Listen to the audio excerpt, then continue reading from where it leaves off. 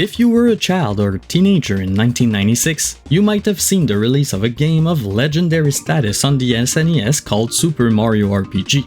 It was a combined effort between Nintendo and Squaresoft, joining the talents between Super Mario and Final Fantasy, two series that were on the constant rise at that time. Mario RPG brought the familiar characters from the Mario series into a whole new genre, throwing the plumber into a grand story, meeting new characters, fighting enemies turn by turn, gaining level, and learning to equip items, something normal for RPG fans but was a whole new world for anyone coming from the Mario platformers. Additionally, Mario would team up with both Peach and Bowser, giving a unique perspective to the usual hero, rival, and princess in distress dynamic. Along those would be two fully new sidekicks joining the playable roster, Mallow the Frog and Geno the best character never to be added to Smash, or so I heard. The result?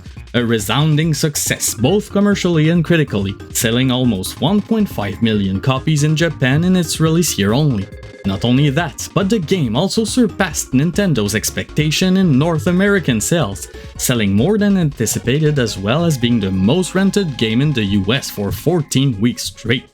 This showed Nintendo that the market for more complicated games such as RPGs in the West was more open than they might have thought. Personally, I don't remember much about Super Mario RPG's initial release. I didn't have an SNES back then when it was popular and I was a bit young as well. We had an NES at home at that time and it was enough. It's only several years later that I had the chance to get a good look at it when one of my friends showed me the game on emulator, and needless to say, I was blown away. I wanted to emulate it myself, but unfortunately, we had a Macintosh at home, not a PC, and emulation in the early 2000s was very different from what it is today, so with that and my limited computer knowledge, I had to reluctantly shelve that project, thinking I was not meant to try this unique experience. By a fortunate turn of events, my parents got me, my brother and sister a Nintendo 64 in Christmas 1998, and by the time I abandoned trying to play Super Mario RPG, a new Mario story was about to show on the horizon. One day, I saw that commercial where Mario rescues the princess from a shredder, and I knew I had to get this one. Introducing Paper Mario, the new addition to the Mario RPGs, released in August 2000 in Japan and February 2001 in North America. After the success of the first Mario RPG, Nintendo approached Square once more to produce a sequel to their creation. However, Square was all hands on deck, working on their next magnum opus, Final Fantasy VII, so they declined the offer. This made Nintendo turn around and ask HAL Laboratories to write the story, handing the production over to Intelligent Systems a bit later, with the intent of making the game on the up-and-coming Nintendo 64 disk drive, but quickly revised to fit on a normal cartridge. Graphically, they opted for a simpler design, taking inspiration from games like Parappa the Rapper and cartoons like Looney Tunes to create a distinctive style, claiming that players might be getting tired of 3D polygonal graphics, but we all know that was coping, seething, and trying to find a way to limit graphics so the game could fit on the limited cartridge space. Anyway, these reasons matter little because upon release, Paper Mario received critical acclaim, creating a new line of spin-offs in the Marioverse. It was great. The story was light-hearted and comical, keeping the same humor style from the game it was based on.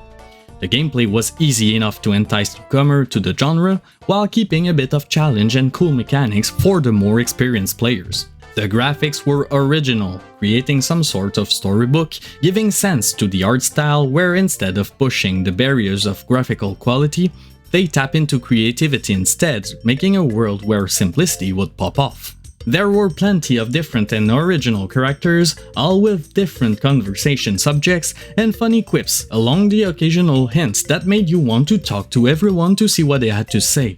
The places you visit during the adventure are lively and just the right color palette to fit the storybook aesthetic. Houses would open up instead of loading in, further giving the world its crafty appearance. The 3D environment paired with the 2D characters blended surprisingly well, making the navigation and combat stand out and pleasing to the eye.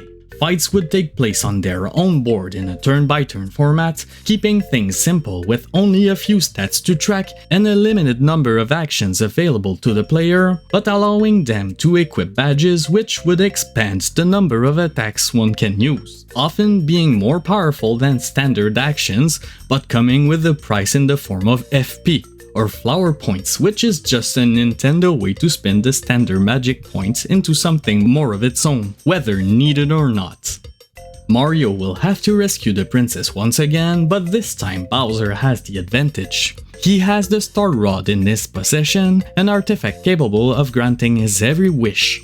To help him in his quest to find a power capable of countering the Star Rods, Mario will travel across the Mushroom Kingdom, meeting a variety of new allies, all with useful abilities as well as many resources coming in different forms, such as new equipment, a wide selection of items, all sorts of badges, and even the power of the stars.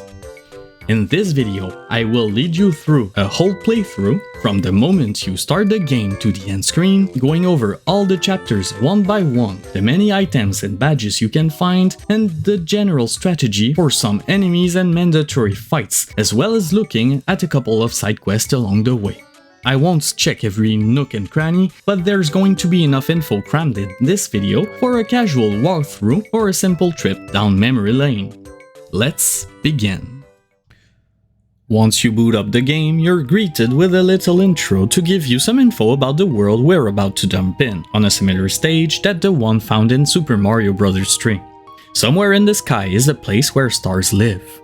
In this place lies a sanctuary in which is stored the Star Rod, a trinket capable of granting any wish of the one who wields it, and is guarded by 7 star spirits. Suddenly, a weird magic Koopa on a broom is inserted into the story, and Bowser reveals himself as the one who put her there.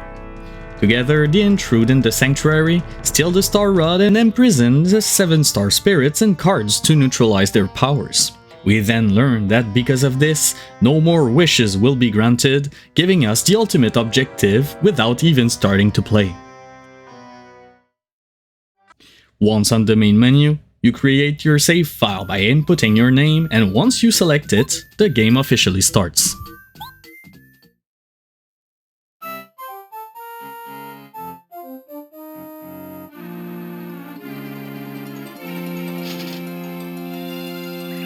It all begins when the brothers receive a letter from Princess Peach, inviting them to the castle for a party with guests from all over the kingdom. Naturally, the brothers decide to attend, and thus we depart for the castle, which isn't all that far, all things considered. Upon arrival, you can take control of Mario and can now move around. If you press Z, Mario will spin around quickly in the direction he's moving, allowing you to move faster with a bit of practice. You can also talk to anyone using the A button when the talking prompt appears, and to interact with the environment when there's a red exclamation mark over Mario's head. The goal is to join up with Peach, but there's many people around to check out and talk to.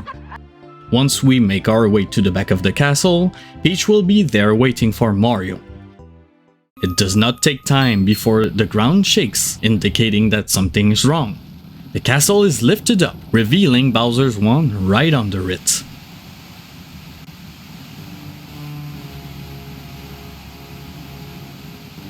Once things calm down, Peach realizes they're high up in the air, but before they can process what happened, Bowser and Cammy barge in, breaking a window and ambushing the princess and Plumber duo.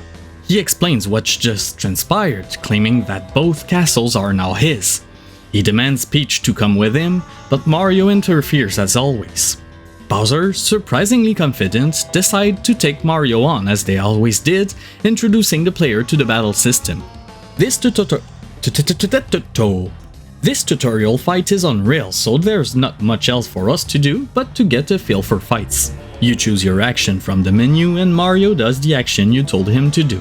In this case, you can only jump, so when you use jump, Mario jumps on Bowser, inflicting damage. Then, Bowser's turn starts doing his own attack, then the control turns back to you. Get it yet? After a couple of turns, Bowser will use his ultimate weapon to turn himself invincible, preventing Mario to do any further damage. We can't do anything except get our butt kicked, and when it happens, Bowser gloats in his victory, claiming he finally defeated his mortal enemy. After his little speech, he decides to get rid of Mario using a lightning bolt to push him out by the broken window. We then see our hero slowly fall in the clouds, revealing the tile drop.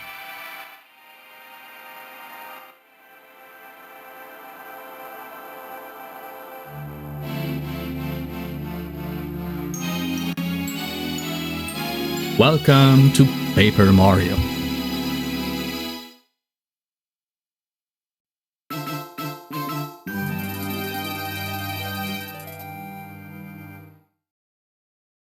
By a miracle, Mario survives the fall, albeit clearly still in danger.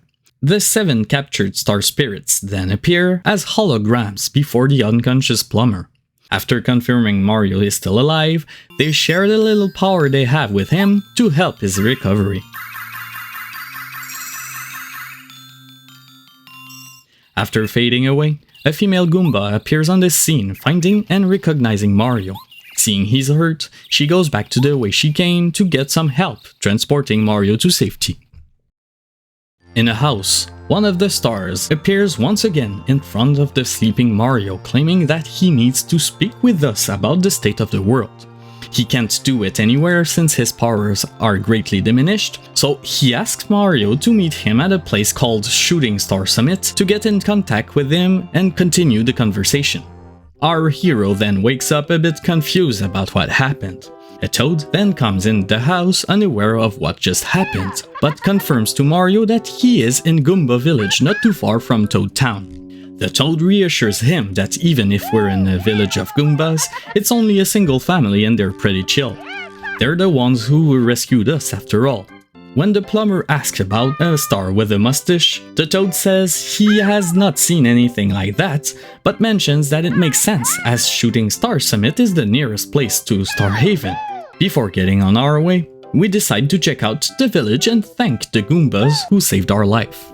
Turns out they're not only sociable, they're also Mario fans. We meet with Goombario and Goombaria, our savior. They're all happy to see him back on his feet, but Mario has other plans. He needs to go. Goompapa, the father, tells him that he's busy repairing the gate which broke during the earthquake, so we can't get out of the village for now. By the way, the colorful blocks with the letter S is your save points. The game does not autosave, so it's imperative to save every time you see one because a game over brings you back to the title screen. To proceed, we only need to talk to Goompa, the grandpa, who's busy fixing the veranda in the back of the house. Once you go back outside, Goombario will tell you to go talk to his dad, so we oblige. Goompapa confirms the gate has been fixed, so we can now leave the village and get on our way. Is what I would say, but Kami Koopa, the Magic Koopa Witch, finds Mario at the same moment. She had a hunch to go and check on him, and she was right, he's still standing. She discourages Mario from going back to the castle, and just to mess with him, leaves him a gift in form of a yellow block to put a spanner in the works, then leaves, cackling away. Goompapa is visibly frustrated. His whole work is scrapped, so as a heads up, don't say gate to him. We still need to get going though, so after a bit of brainstorm, we reach the conclusion that Goompa's hammer might be strong enough to break the blocks, so we just need to borrow it for the task. We go to the veranda, who does not exist anymore, so down we go. It does not take long to find Goompa, who's thankfully unharmed. There's another yellow block blocking the way, and unfortunately the hammer was lost upon falling. It must not have fallen too far, so along with Goompa we go and search for it. We get to a clearing where Gramps says he's pretty sure the hammer should be around here. It is, it's located in one of the bushes, and once you find it, you can now use it with the B button. Mario can now hit trees and blocks on the ground with it, as well as unlocking a new action in combat. This area is ideal to take the time to try it. There's many coins around to collect, and you can even find a doll if you hit the rightmost tree. Goompa will mention it's Goombaria's, so we'll have to remember to give it back before leaving the village. Once we're ready to leave the clearing, Goompa leads on but gets hurt by someone off screen. We then see the culprit, a young Koopa still in his shell. He's mad that we're trampling on his playground and decides to give us a lesson so we don't come back. Junior Troopa stands in our way and won't let up until he's cooled down. There's no strategy to the fight as he only has 5 HP and 1 attack power. You can either use the jump or hammer command, it doesn't matter. After the 4th hit, Junior will unleash his full power, doubling his attack for the last hit. Menacing. Once Mario seals the deal, a couple of star points will come out of the Koopa. Get 100, get a level. Defeated, Junior retreats, claiming he'll get his revenge, and he means it. We get out of the clearing to go and break the block in our way, but before doing so, there's a mushroom hidden in the nearby tree. The hard block is a full heal, restoring both your HP and FP, so it's important to use them frequently. Other notable things here are the stone block, which we can't break yet, and the fire flower if you jump on the springboard. Fire flowers are useful items that can inflict 3 fire damage to all enemies, so very good in the early game. Upon entering the next screen, Goomba will warn us about enemy Goombas lurking around, but you can do a first strike if you attack them on the field. Some enemies can do the same to us, so it's a good thing to stay careful. We can encounter 3 types of Goomba here: the normal Goomba, the spiky Goomba, and the Para Goomba. Each have 2 HP, but they're here to teach the player about attack effectiveness. Jumping on a spiky Goomba hurts Mario, making the player waste an action. It's also stronger than its 2 counterparts, so it's the most dangerous. On the other hand, the Para Goomba cannot be hit by the hammer, but it becomes a regular Goomba once stomped on. Also, the positioning of the enemies matter. The hammer can only attack the first enemy, while the jump can target any enemy as long as it's in the air or on the ground. Back on the field, the beaten enemy will disappear in a puff of smoke, leaving behind coins, hearts, flowers, and even items sometimes. There's also a star piece to gather here, but the game won't tell you what it does yet, so I won't either. Both Mario and Goomba reach the village by the locked gate and are greeted by the Goomba children, who are relieved to see their Gramps back safe and sound. As a token of thanks, we are to get a present from Goomba, who goes to the house to get it. If Mario has the doll, Goombario will notice it, giving the opportunity to return it to Goombaria. In return, she'll gift Mario a star piece and a little kiss on the cheek. While waiting for the elder to return, Goombario takes the time to tell Mario how hard he works and how he is the goodest of boys by listening to his dad and granddad. His sister agrees, embarrassing him a bit as well. Then, Goomba comes back with gift in hand, giving Mario the Power Jump badge, one of the most useful badges throughout the game. Badges are enhancement to your normal abilities. They can grant new abilities in battle for a given amount of FP, give Mario certain immunities, upgrade movement on the field, help find hidden items, and more. Each one costs a certain number of badge points to equip, however, limiting the number you can wear at a time. You start with 3 badge points, but you can get more when you level up. The Power Jump can be equipped via the Badge tab in the menu, where all the badges collected will eventually appear. This one makes the jump attack much stronger and is rather cheap, so it can be used reliably for a good portion of the game. After this, Goomba tells Mario he can keep the hammer and mention how he would join him in his adventure if he was younger. Instead, Goombario will take his place as our first sidekick, much to his excitement. Partners are side characters that will help Mario throughout his journey. They'll provide many abilities, some more relevant than others, but all have their uses in their own contexts, as well as participating in battle, having their own turn. Goombario's field ability is one of the lesser ones, but still can be somewhat useful. When pressing C down, he will tell Mario all about the screen you're on, sometimes revealing hints or relevant info about the surroundings. If used in the village, he'll tell Mario he can get a Goom Nut if he walks this tree. In battle, he can headbutt enemies, which is the same as Mario's jump, and tattle on enemies, revealing their info, weaknesses, strategies to beat them, and some fun extra info with the occasional snarky remark. As an added bonus, the health of enemies will now appear under them, which I find pretty useful. I like Goombario. He's so enthusiastic about traveling with Mario and is knowledgeable to boot. He tends to pale in comparisons to the other partners, however, especially his 1000-year door equivalent, but I can't help having a soft spot for the guy. We're now ready to travel to Toad Town, the next destination of the story. The path will be filled with Goombas, even the one on the sign next to the village will jump at you if you read it. On the way, there are some blocks with coins, but that's pretty much all there is here. Next area is similar. There's another sign to check. This one will give a mushroom, and there's a heart block at the end of the path, a sign that there's a big fight coming up. Once we reach the spring in the next screen, a cutscene will start, where a Goomba pair will block our way and we'll have to fight them to proceed. The battle is pretty easy. The Goomba bros are bulky, but that's it. They hit just like regular Goombas. The blue one is slightly weaker than the red, having 1 HP less. Power jump and items like the fire flower works wonders here. The bullies will retreat crying to their boss, so we know there's another fight coming out soon. Before jumping on the spring, there's a safe block on the right. The next area will have a signpost with a mushroom, but this one looks weird. That's because it's not a mushroom, it's a Goomba disguised as a mushroom. That's all there is here at least. Next area is the boss fight, so if Mario is weak, it's a good thing to go back to the heart block, get a full heal and save while at full power. I know what's coming, so I'll be fine. This small fortress is actually the Goomba's hideout. It blocks the way to Toad Town though, so we have no choice but to confront the guys who stand in our way. Goombario will mention that there was a bridge here, but the Goombas must have toyed with it because it's missing. The culprit is the Goomba King and doubles as the boss of the Goomba Bros.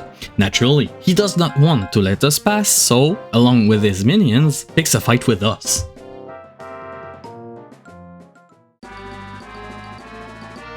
It looks like it's going to be a challenging fight. There's 3 damage sponges against you.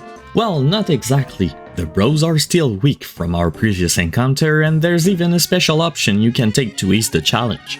If you hit the tree root, the Goom Nut overhead will fall on the enemies, dealing 3 damage to all. This will get rid of the bros and weaken the king to help us clean up the field. The Goomba King is weak as a regular Goomba, but he can do a one-time attack that will drop Goom Nuts on Mario, dealing 2 damage. Aside from that, the battle is straightforward. It does not take much time to beat the king. I also level up on this fight. Each one will fully heal Mario and let him choose an upgrade. You can choose between HP, FP, and BP.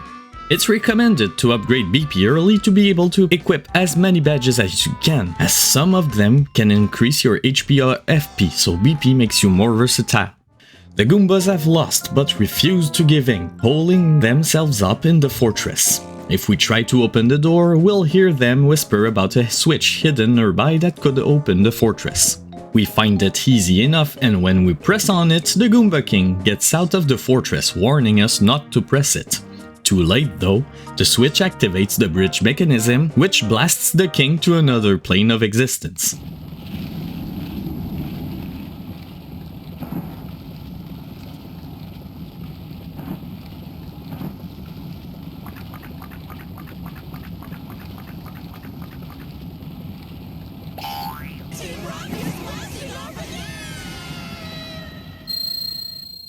Finally, the path to Toad Town is clear, so we proceed.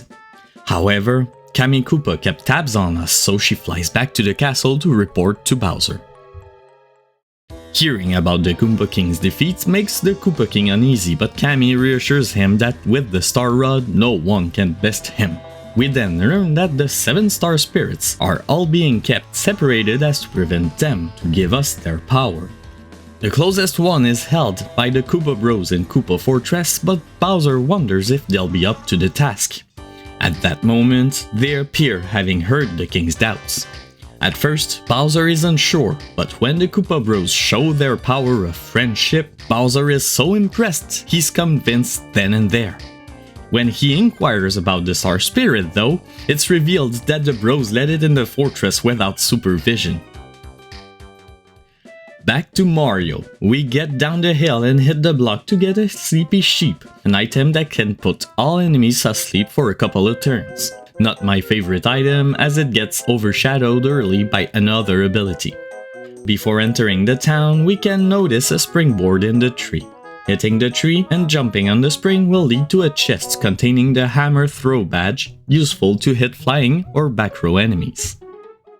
And here we are, Toad Town. It's been a while.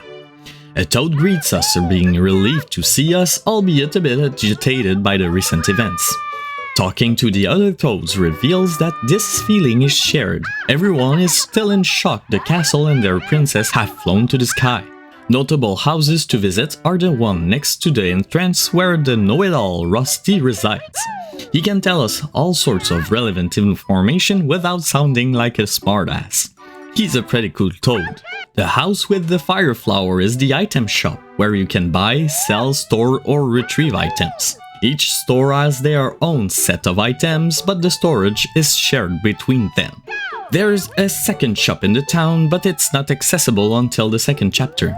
Neighbor to the shop is the dojo, but it's not ready to visit yet. But there's some side battles that become available as we progress through the story. Next area starts with a house with a spinning roof. If you hit the tree close to it, you can get a star piece. We can't enter the weird house yet, but it's going to be relevant soon. Next place of interest is the shop run by father and son. It's not open yet, but this is going to be the badge shop, which will sell many unique badges you won't find anywhere else. It's a good idea to drop here occasionally, as some of the badges are either useful or fun to try.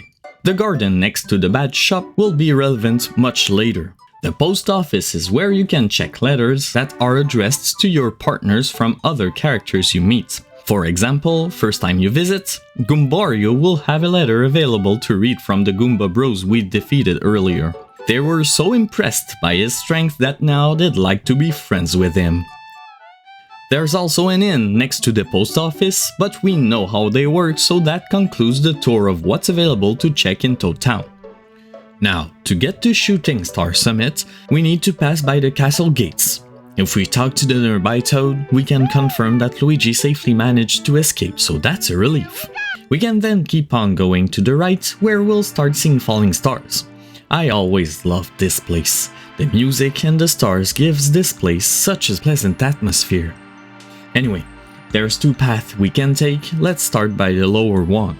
There's a house there we can visit with two people inside. They are from a big family of odd-looking people related to star spirits, and they're all here to help Mario. First is Merlovely, a fortune teller who can reveal locations of some things such as star pieces, hidden blocks, or missed badges for a small price. Up the stairs is the other resident, Merlo, who will exchange badges for star pieces. He has a nice selection of badges. The most expensive ones are pretty good and usually worth it, so it's another place to keep in mind and visit sometimes. That's all we can see for now, so to the upper path we go. We get up the hill to find an altar or something, where we can finally communicate properly with the star spirits. They introduce themselves, explaining that they are the ones who grant wishes made by people using their power and the star rod. If you've played Super Mario RPG, this is a little wink to its story, as there is a place in the game where you can see the many wishes made by people scattered in a place strangely resembling Shooting Star Summit. So, the star spirits tell how Bowser stole the rod and imprisoned the stars and cards, scattering throughout the world to prevent them from using their powers. Unfortunately, they don't have the strength to talk to Mario anymore, so they disappear before finishing their speech. But they said enough to make us understand that things are dire, but there's hope if we act. The prologue is almost finished. At the end of every chapter, we'll be able to see how Peach fares. While captured, she'll play a major part in the adventure, briefing Mario on where he should go next. At first, she's distressed, being unable to help in any way. She wishes someone would help her, but at the same time, Bowser comes in her room, boasting about how strong he is and how Mario can't do anything this time around. When he leaves, however, Peach hears a tap in her window. When she investigates, it's revealed that a star kid named Twink heard her wish and came to her aid. While it's a good omen, the Star Kid cannot do big wishes such as taking the Star Rod from Bowser or help Peach escape, but he can do small stuff like delivering items and messages, so Peach gives him the request to find Mario and give him a necklace and the message that she's fine. With that mission, Twink leaves the castle in search of his target. It does not take time for Twink to find Mario as he bumps into him while he was descending from the skies. He first delivers the pendant, which allows us to use action commands in battle to hit stronger if successful.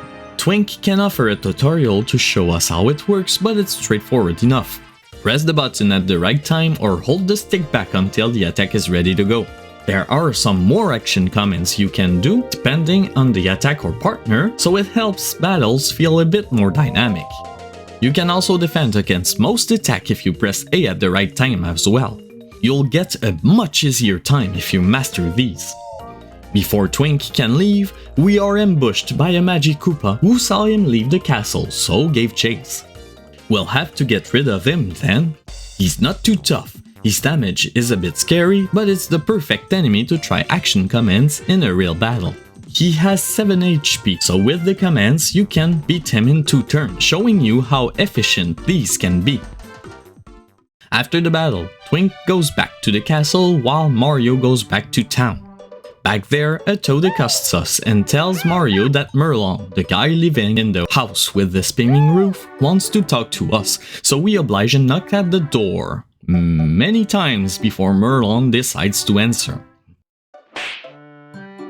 Inside, he says he has things of great importance to tell us, but before that, he goes on a tangent about his clan history.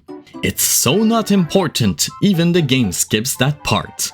Merlon's actual power is that he can tell you where to go if you ever get lost or don't remember your objective.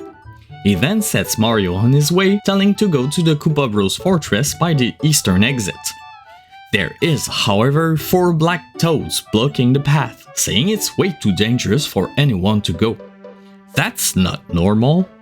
We go back to tell Merlon about it, who's surprised that any toad would do this, so he goes with us to investigate.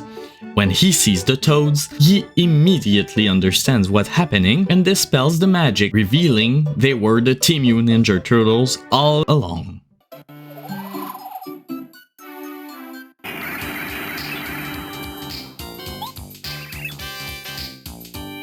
Seeing their plan failed, they retreat to the fortress and we give chase, starting the first chapter of the game.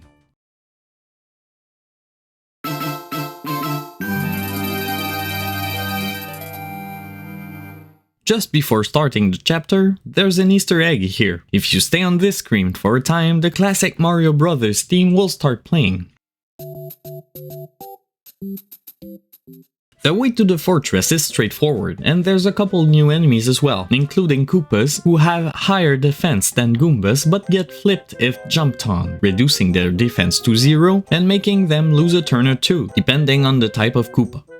As we progress, we can see a red block. These contain badges and are much rarer than their yellow counterpart. The badge obtained is called Dizzy Attack. When equipped, Mario's spin will have an altered animation. If you hit an enemy on the field while spinning, the enemy at the front will be dizzy for a turn and will lose its first attack.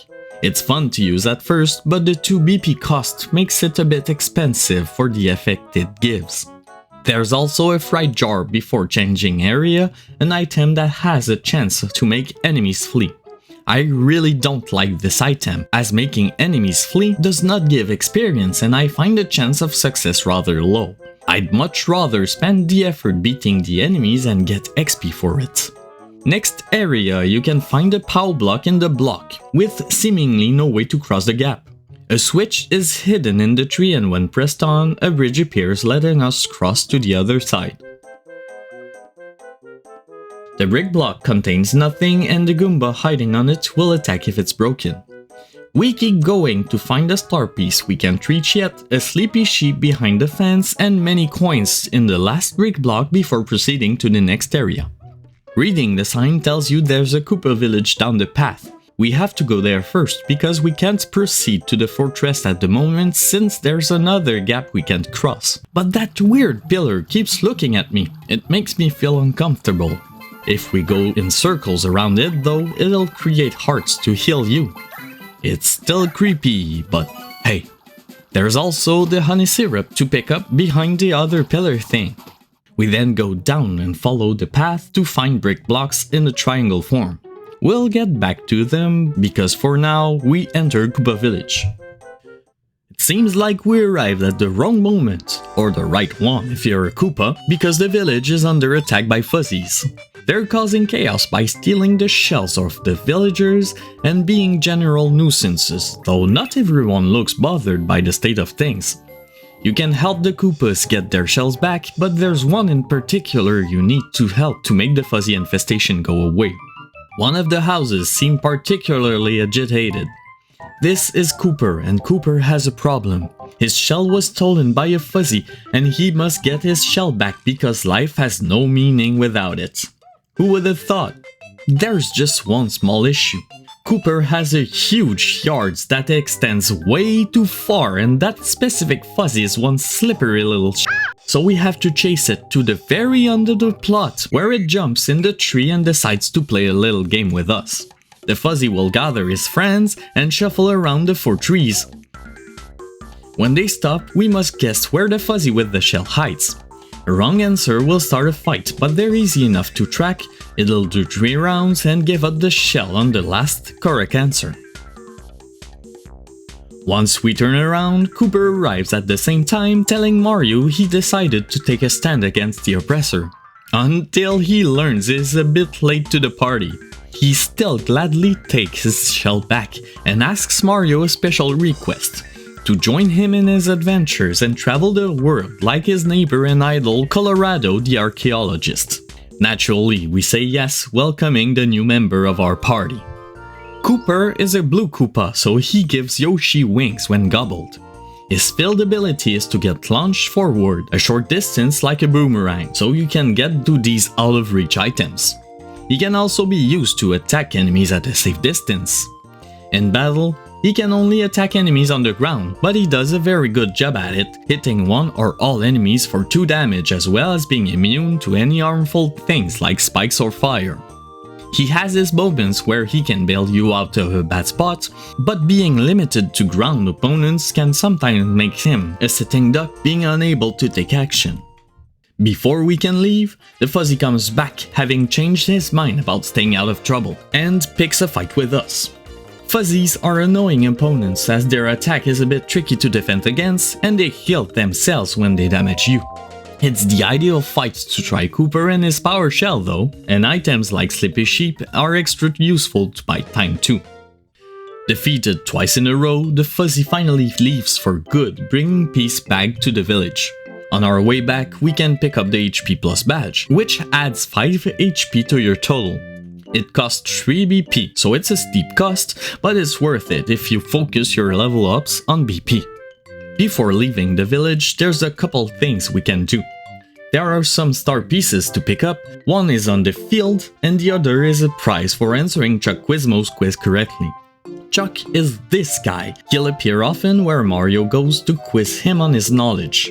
Another thing we can do is take on a quest for the elder of the village, Koopa Koot, who will ask you to go and get many items during the events of the game. It's a long quest line and not very rewarding at first, but you can eventually get some cool stuff, and the old turtle is funny, so its quests are worth it, just for the things he says. First couple of demands are easy enough to do, but it can become exhausting as new demands will unlock as we clear chapters. Back to the brick blocks near the village, we must break them in a certain order to reveal a red block that will give us an attack effects badge that can alter the sound your attacks make. It does not cost anything except a bit of your sanity if you equip it for too long. There's also a star piece to get if we backtrack a bit. Back on the way to the fortress, we can use Cooper to get a thunderbolt item and hit the switch to make another bridge appear. We'll meet paratroopers after crossing it, meaning we're closing in on the fortress. You can find a hidden block nearby holding a fire flower as well. Last area before reaching the fortress. There's a star piece in the first tree, and we can now see our destination on the horizon. At the end of the path lies a heart block to refresh us before storming the Koopa Bros base.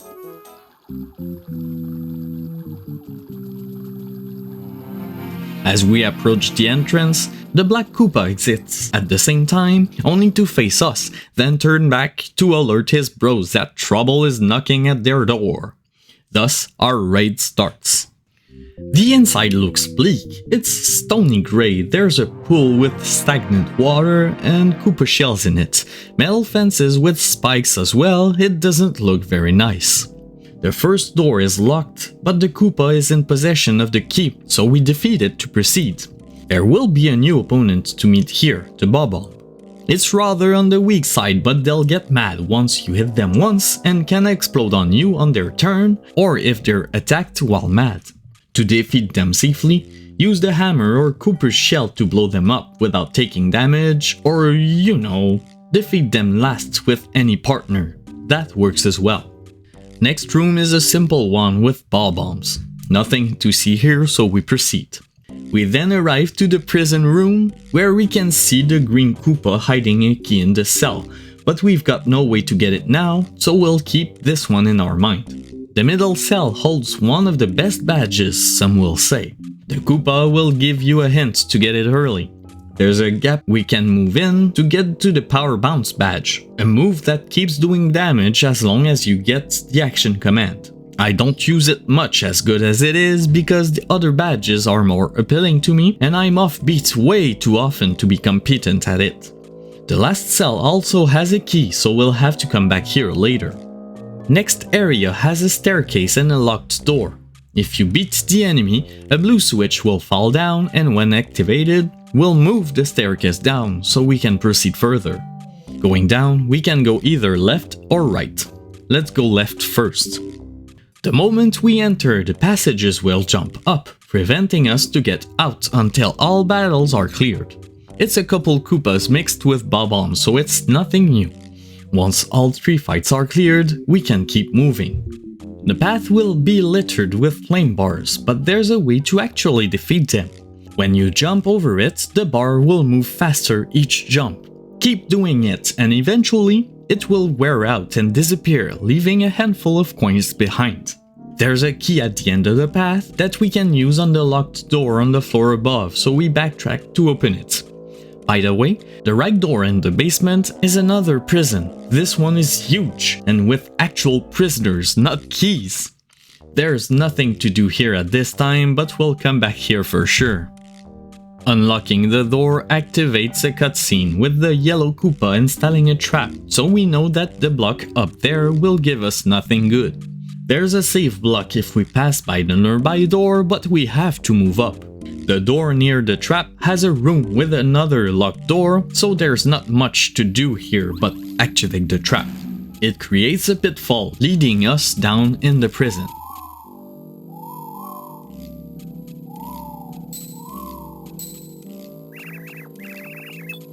The pink Bob-omb will start a conversation with us, presenting herself as Bombette and giving us more detail as to why so many bombs are locked up. She explains that she was a regular worker here, but once Bowser took over, the Koopa Bros started mistreating the Bob-ombs. She didn't like the way she was treated, so she blew up in the face of one of the bros and understandably, they didn't like that, so they imprisoned her. The bombs would like to get out, so we strike a deal with her. We help her get out, she helps us defeat Bowser, welcoming our third partner of the party. Bombette is a Bob-omb as pink as her personality. You can use her to blow up cracks in the walls and reveal passages. She walks a bit forward before detonating, but you can activate it whenever you want if you press the button while she's activated. In battle, she's limited to ground targets like Cooper, but her abilities are much more powerful, trading off for a heavy FP cost. Despite the simplicity of her design, I really like that her fuse also doubles as a braid to make her look a bit more girly. It's a simple and pleasant detail. So how do we get out of here?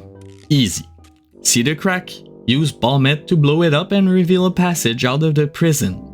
Our side of the deal is done. Don't ask me why bombs didn't do it themselves. Thinking about it just makes my head hurt. Ooh, perspective change. I love it when it happens. The guards will be alerted to the noise we made, but it's not exactly a huge fight. It's a good combination to try Bombette though. Now, remember the keys in the prison? There's one we can get now, so we go get it to unlock the door upstairs close to the trap block we had to hit. This leads us in the room where we just got the key, but on top of the cells. We must use Cooper to hit the red switches that will make platforms and walls appear, so we must press them as we move to be able to proceed. Next room has a staircase in the air and a blue switch to press to bring it down. Descending it leads to a crack that allows the other key in the prison room to be accessible and usable just past the recently moved stairs. In this room, we hit the blue switch again to make the staircase move again, bringing up the shells we've seen at the beginning, confirming that the Koopas were still alive after all. This allows us to keep ascending the fortress, meaning we're fast approaching the end of it. Before entering the next door, we can go up one more level to find a new badge, the Charge Hammer badge that allows Mario to use a turn to charge up his next hammer hit to deal +2 damage and can be stacked if used many turns in a row. It's a niche badge, not much uses for it, but usable nonetheless if you don't care spending the time to charge. The last obstacle in our way is a long passage. The moment we start crossing, the Koopa Bros will come out of the other side, taunting Mario as usual.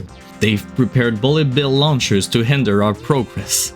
We can get out of the way if we quickly get down the nearby stairs, bombing the boulder to get a maple syrup item, the best item in the game because it flows in my veins.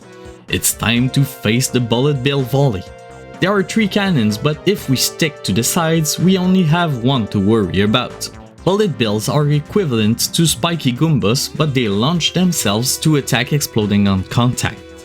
Before reaching the end of the bridge, we can go down to fully refresh ourselves and save the game before and after fighting the cannons. The launchers are relentless as long as there are 3, but they're not that difficult. Reducing their numbers is the way to go, as they will launch a bullet bill one turn, then recharge the other while the bullets attack. If there are no bullets on the turn they recharge, we can get a free turn, hence why reducing their numbers is the better strategy. They have a bit of defense and 4 HP, so it does require a bit of effort to defeat. Power Jump and Bombette's Bomb attack do work pretty well though.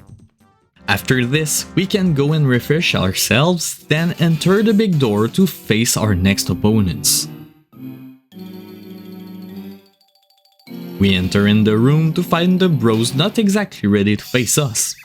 Takes a bit of time, but they eventually get themselves in position, revealing their master plan. Bowser was waiting for us all along. As you can see, this will be a 2-round boss fight. First is this false Bowser. It has 10 HP, 1 defense, and hits for 1 damage. In the first rounds, the Koopas will taunt and nag at us, thinking their disguise is absolute fire and we can see through it. As far as I'm concerned, this is just a warm-up for the real boss. Once its HP reaches 0, the disguise will break and the bros will finally face us for real.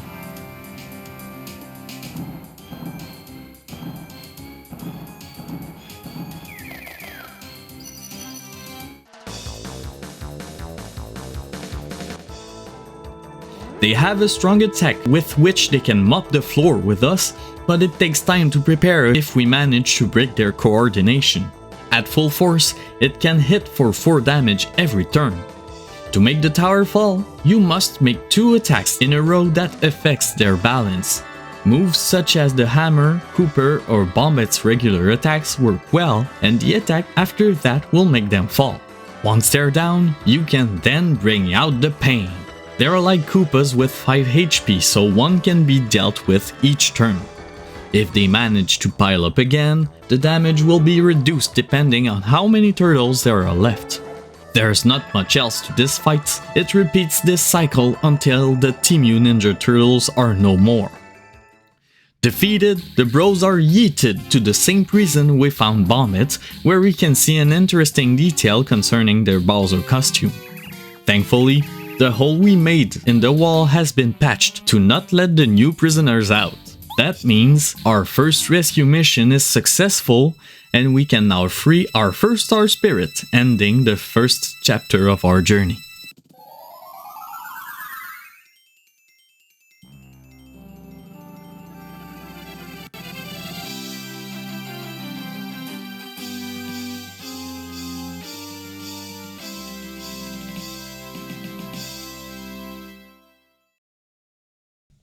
At the castle, we can see Peach worrying about Mario as expected. Twink tries to cheer her up, saying that Mario is saving star spirits right now. Right on the money, little guy. Then she remembers that she heard that there should be a secret passage hidden somewhere in the room and wants to find it to search for clues. We can now take control of Peach, as we will do each time we rescue a star spirit. The objective is to find the secret switch, but there's no harm in exploring Peach's room either. The switch is behind the portrait to the right of the fireplace. Once pressed, the fire will extinguish, revealing the passage behind, which will lead us to another button to press, this one rotating the structure. In this new room, we can see an open book on the table that seems to be a diary, so being the little weasels that we are, we start reading it. It doesn't take long before Peach realizes it's Bowser's diary, so she decides to read it even more. It reveals that the next star spirit is being held in Dry Desert, leading us to the clue to start the second chapter. Unfortunately, Bowser arrives at the same time, remembering he left his diary open for all to see. Well, just Peach and Twink, but still. And so Peach is promptly brought back to her room, ending the castle sequence for this chapter. Back to Mario, the Star Spirit thanks him and presents himself as Eldstar, the eldest of the Star Spirits. Breaking the seal got him his power back, which he'll now share with us, unlocking the Star Power in battle. We now have a new action, the Star Power, which will call upon released stars' abilities for a certain amount of the bar newly added to the UI. When used, it recharges slowly every turn, with an option to use a turn to charge it even more. The power given is called Refresh, and gives Mario 5 HP and FP, so it's helpful in the early game but gets overshadowed by the other powers we'll later get. Eldstar also confirms that the Star Spirit's influence is the only thing that can counter the Star Rod's power, but they have to all be here for it to be effective, confirming our suspicions. And with that, the star goes back to its haven, ready to answer if we call on his power. For now, it's back to Toad Town. Just before, you can bomb a wall with bombets to reveal a pipe that will lead to the FP Plus badge. We've done all we could our first time around, so it's smooth sailing to the oh boy, I recognize that voice. We've been ambushed by Junior Troopa, who wants his revenge. He's as grating as ever and even wastes our time to add to the frustration. Our rival has a new skill he wants to show us. Protect him himself. He's a bit stronger, having a whopping 15 HP, 2 attack and 1 defense, making him the most challenging opponent at this stage of the game. Bombette and the Power Jump badge are still very effective, and our new Star Power can help us get out of a pinch if needed. When defeated, he'll stay on the map until we leave so we can finish the job, then proceed back to town. As soon as we enter, Twink descends from the sky to greet Mario and tell him about what Peach just discovered, giving us our lead to go to the second chapter. We must go to the train station, which is south of town, newly accessible. A lot of new stuff is also available to do, expanding the activities available to participate in town. These include the official opening of the badge shop, the cook's house that can transform our item into more useful ones, the sewers that has a whole new set of more difficult enemies, can unlock warp zones and has additional mini-bosses for more rewards, the game room where we can play mini-games to hopefully get some more coins, and the Lil Oink farm. There's a bit more available, but it's not relevant at this point of the story. Let's quickly check these new places before getting to Chapter 2. The Badge Shop. Ralph's shop is now ready for business and it's a good shop to check out once in a while. You have the choice of 3 unique badges from a selection you won't find anywhere else. Their cost varies on their use, but you'll surely find 1 or 2 that can suit your style. The Cook's House. Tasty, the chef loves to cook. If you visit her and give her an item to cook with, she's going to give it back to you even better. You can make all sorts of items, but be sure to give her food items, otherwise you will end up with mistakes. The Game Room. You can find the game room if you whack a certain tree in the southernmost part of the town. At first, you won't be able to do anything here, but you can unlock minigames by doing a number of Koopa Coots errands. I don't visit it often because it feels rigged. The Sewers. They're like a second hub. As you clear chapters and gain new abilities, you will be able to expand the sewers, unlocking even more places to check out in between the main story. For now, there's already a part available to explore and it's recommended to do so because there are new enemies here that can help us get stronger before tackling the desert. Galoombas are much tougher than normal Goombas, but give so much more experience they're worth the trouble. You can even find many coins and a super mushroom in a hidden block. Further ahead, there's a blooper that guards a chest. It's strong, but we can take him on at our level. Blooper has 2 ways it can attack, each dealing 3 damage. He has 30 HP, so it's really bulky, and hovers in the air so no ground attack will reach it. Power Jump, Refresh, and Goombario are your best options here, and it's also the ideal fight to benefit from Tasty's cooking.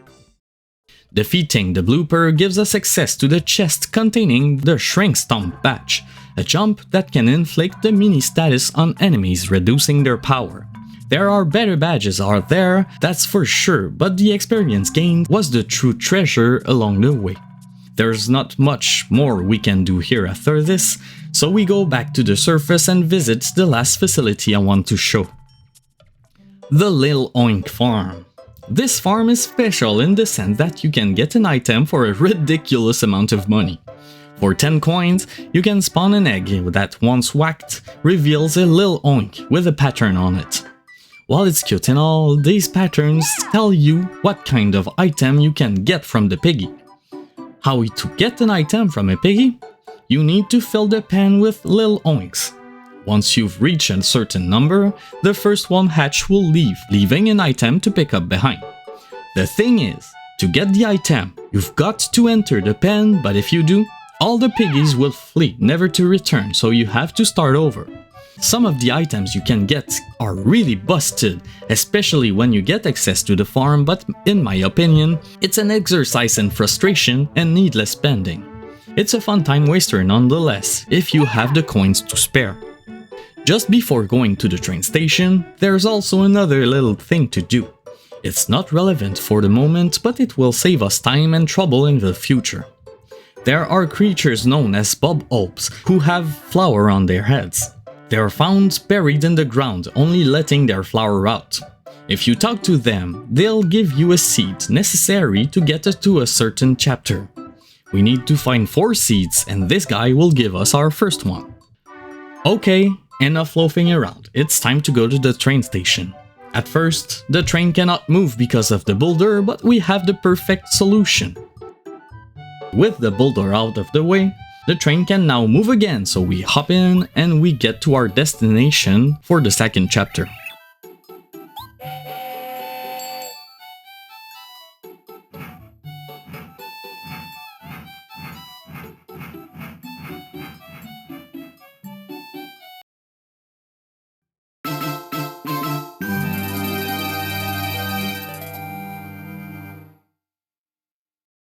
The train stops at Mount Rugged, a mountain path just before the desert.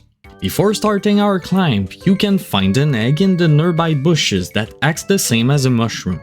Once we get up to the hard block, we'll come across a new character called Paracari, searching for something.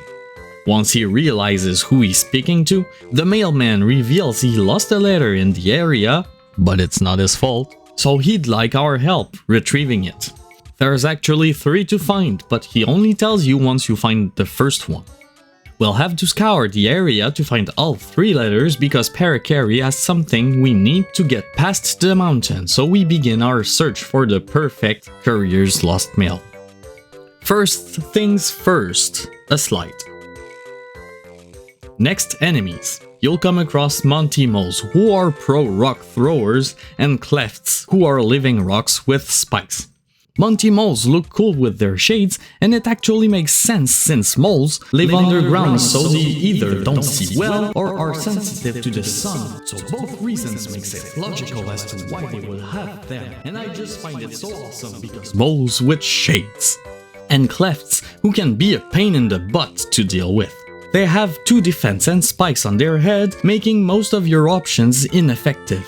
Bombet's mom can take care of them, but it becomes costly in the long run, and we've got a long way to go. A strong enough blow can make them flip, and some badges, notably one we can get on Mount Rugged, are great solutions to those pesky enemies. We will get to the letters shortly, but there's another location of interest close. At the end of the first section, there's a block with a sleepy sheep and a path on the left with a big yellow block. Past it is a place where a mole called Waka appears. If you whack Waka, he'll drop an item called Waka's Bump that restores a huge 25 HP and FP. It's really useful, but it's also in limited quantity. If you whack Waka too much, he will stop appearing altogether. I usually hit it only once per game because he did nothing to deserve it, and I feel bad for doing so. The item is good no matter your progress in the game, but it's not worth the guilt. Second area of Mount Rugged is where it starts being tougher. There's even a save point at the beginning, just in case. Not too far ahead, there's a Monty pit, and as soon as we approach, we get pelted by rocks. First letter is just after this, reachable by using Cooper. We'll come back for the badge soon. We have to get up the cliff to continue following the arrows to not get lost. At the top, we can go either left or right. Since the arrow is pointing right, we go left. There's a star piece close by, and the path leads to the top of the first section, where we can slide to an otherwise unreachable part of the area. Entering the new section, we can see the letter above with a mushroom at the base. We'll have to follow the path up to get to another jump slide to get to where the second letter is. Fortunately, back down is easier than going up. Back to the fork with the arrow. This time we go right, reaching the last part of the mount. The bridge is destroyed, so we can't pass it, but we still have to jump down since the third letter is down there, with a cleft ready to meet and greet.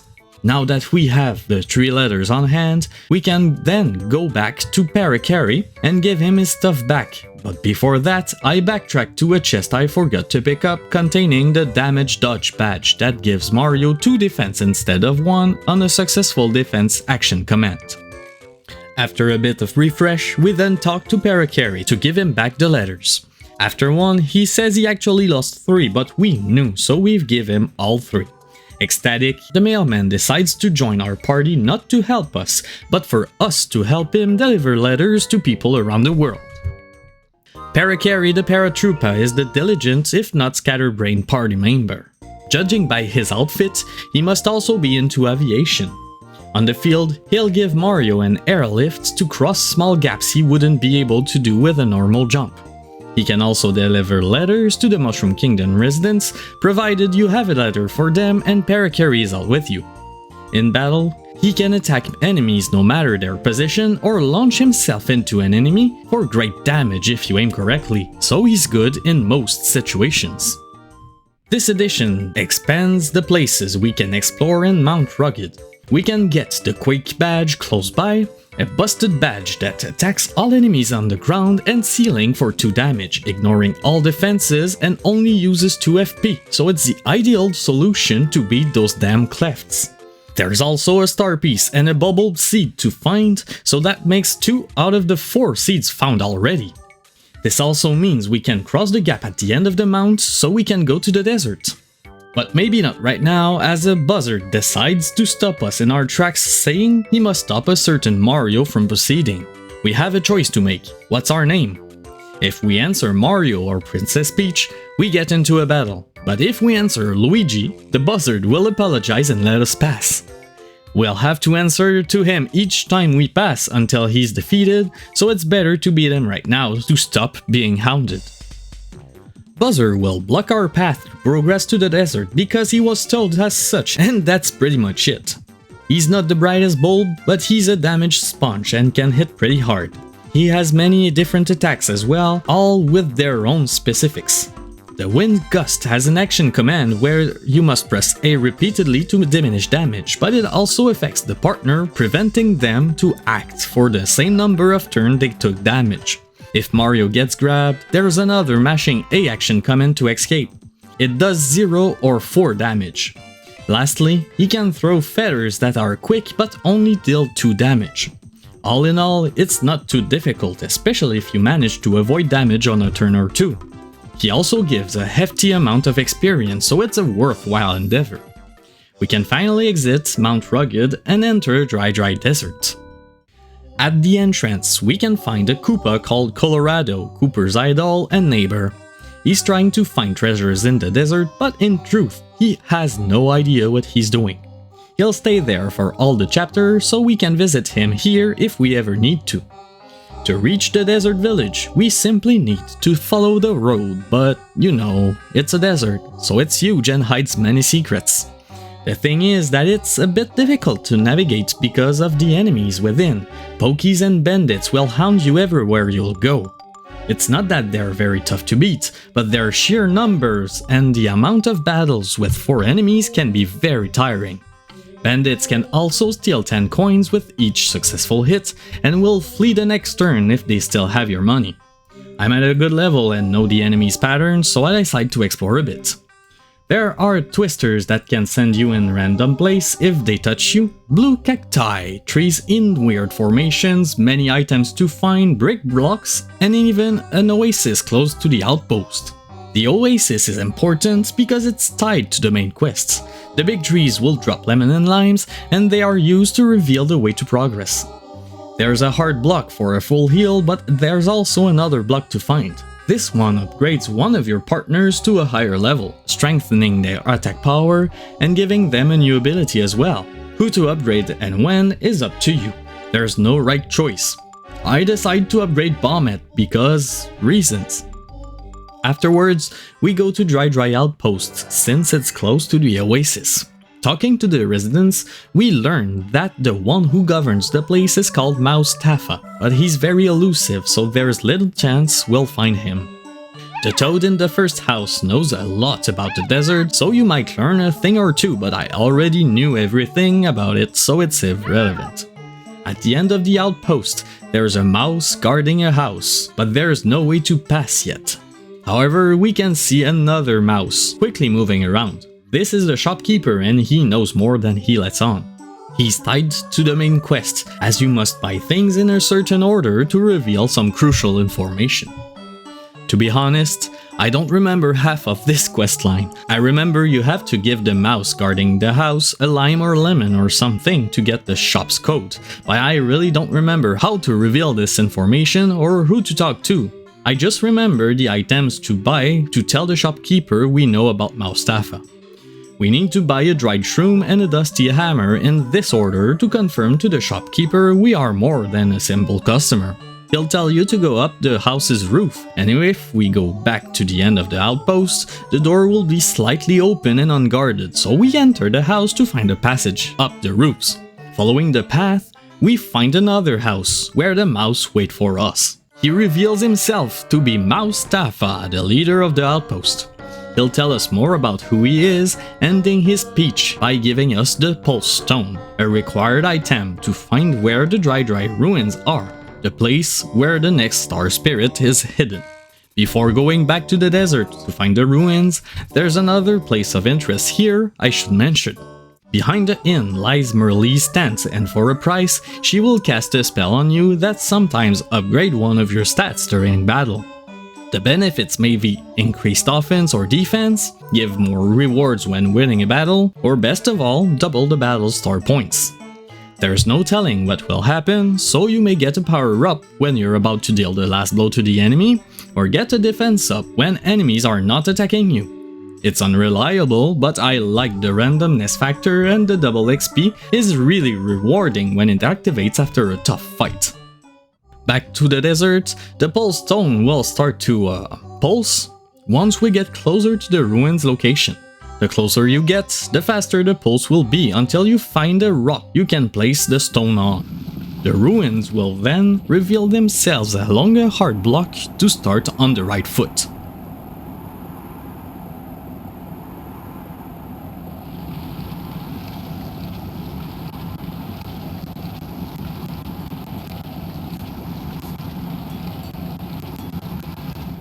The moment we enter, a voice tells Mario to turn back or face a horrible curse. Naturally, we ignore the voice and press on. Next room will have sarcophagi that will open as we move close, revealing blue pokies inside.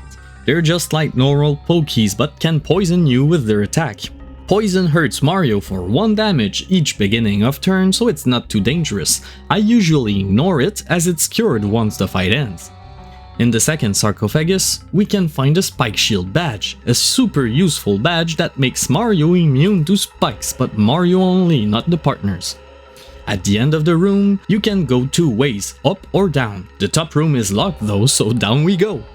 There's the key, so we go unlock the top room and press on the switch to make the sand fall in the bottom room, permitting us to proceed forward. When we reach the new room, the voice comes back, telling us we have not listened to it, so we will become a mummy or something, I don't care. This is where the dungeon opens. There will be many paths to take, and busy beetles will get in our way. They're just like Koopas, but a bit stronger. Plus, they can be found on ceilings and are immune to fire, making them trickier to fight. I like how they look though. We have to get to the highest part of the room, use Paracarry and Bomb It to reveal a room with a sand and a switch. The sand goes down and so do we to get the key. Down the bottom of the big room, we can unlock the door on the left to find ourselves into another room with some stairs that change direction when we press on the switch and close sarcophagi. The room seems empty until we jump on the block, which activates a trap closing the room and making mummy pokies come out and play. We must win all 3 fights, and when we do, the last enemy will drop a key to open the door. There will be a new enemy here, the Swoop, who can also be found on ceilings. They may be annoying to deal with, but they're weak at least. The Quake Hammer is ideal to deal with ceiling enemies, and Paracarry has no difficulty reaching them either. The next room has many exits as well, but we'll go down right first. When we do, the voice will make itself heard once more, but the more we hear it, the less scary it sounds. Oh well, let's keep moving. This room has pillars with chain chomps on them, but we can't do anything with them yet. At the end of this room, there's another 2 doors, with the one up being locked again, so down we go. This time, we see the key, but there's no way to get it, so we fall down with only one path to take since we can't deal with the stone block. The small path is filled with busy beetles, but there's also a map to help find our way if needed, but we don't need it, really. The room at the end of the path has another level of block. This time I give it to Cooper. There are then 2 cracked walls to break. The one down leads to a room with the stone blocks, so nothing to do here, and the top crack leads us back to a previous room. We went down right last time, so there's just the room top left to go. The voice makes itself heard once more, but it sounds more panicky this time around. Is this because of that big chest picture? This room is a little tricky to navigate due to the many staircases to move around. We don't have much of a choice though, since the exit is blocked by a stone block. Once the staircases are properly aligned so we can reach the top left part of the room, we'll fall into the chest area. Opening it up reveals an upgrade to the hammer, the super hammer. Now, we can take care of the stone blocks, and the hammer attack now deals 4 damage in battle. We can now backtrack to the previously inaccessible rooms to get 3 stones connecting to the chain chomp puzzle. Each stone is guarded by stone chomps, who will reveal themselves in many ways to defend their stones. They hit for 3 HP and have 1 defense, so we must be careful around them. They do give a good amount of XP, so there's that at least. Once we've found the 3 stones, we must then put them in the right order in the chomp pillars. But how do we know the answer? Well, remember that key we couldn't get to? With the super hammer, we can break the nearby stone block to reveal the hidden switch beneath, so repress it. Wait, wasn't it pressed already with the block over it? How the f does this work? Anyway, we get the key and proceed to the last locked room, which is the room with the answer to the chomp puzzle. Putting the stones in the right order reveals a hidden staircase leading us down to where the voice comes from. There's a hard block to confirm that a big fight is coming up, and the safe block is just next room after a final warning from the voice. We ignore it and reach the final room where the boss waits for us. We finally come face to face with the culprit responsible for trying to scare us. It's revealed to be Koopa, who appears in a most original fashion, also revealing that he's actually Bowser's follower and not an ancient spirit able to curse us. This boss fight is not too taxing, but there's still some challenge to overcome. On his first turn, the boss will spawn a real chain chomp. These are dangerous, they hit the same as their stone version, but have 3 defense, making most attacks ineffective. There is, however, an easy way to deal with them. Back in Toad Town, I was lucky enough to find the defense down pound badge from the badge shop. This hammer attack ignores defense, making short work of the chomps now that we have the super hammer. Otherwise, the Quake Hammer is also a viable attack to hit both enemies at the same time. Koopa's other attacks are either launch shells for 3 damage or a spell that makes rock fall on Mario and his partner for 2 damage each, preventing the partner to act. If the chain chomp is defeated, he will call another one but cannot do it 2 turns in a row.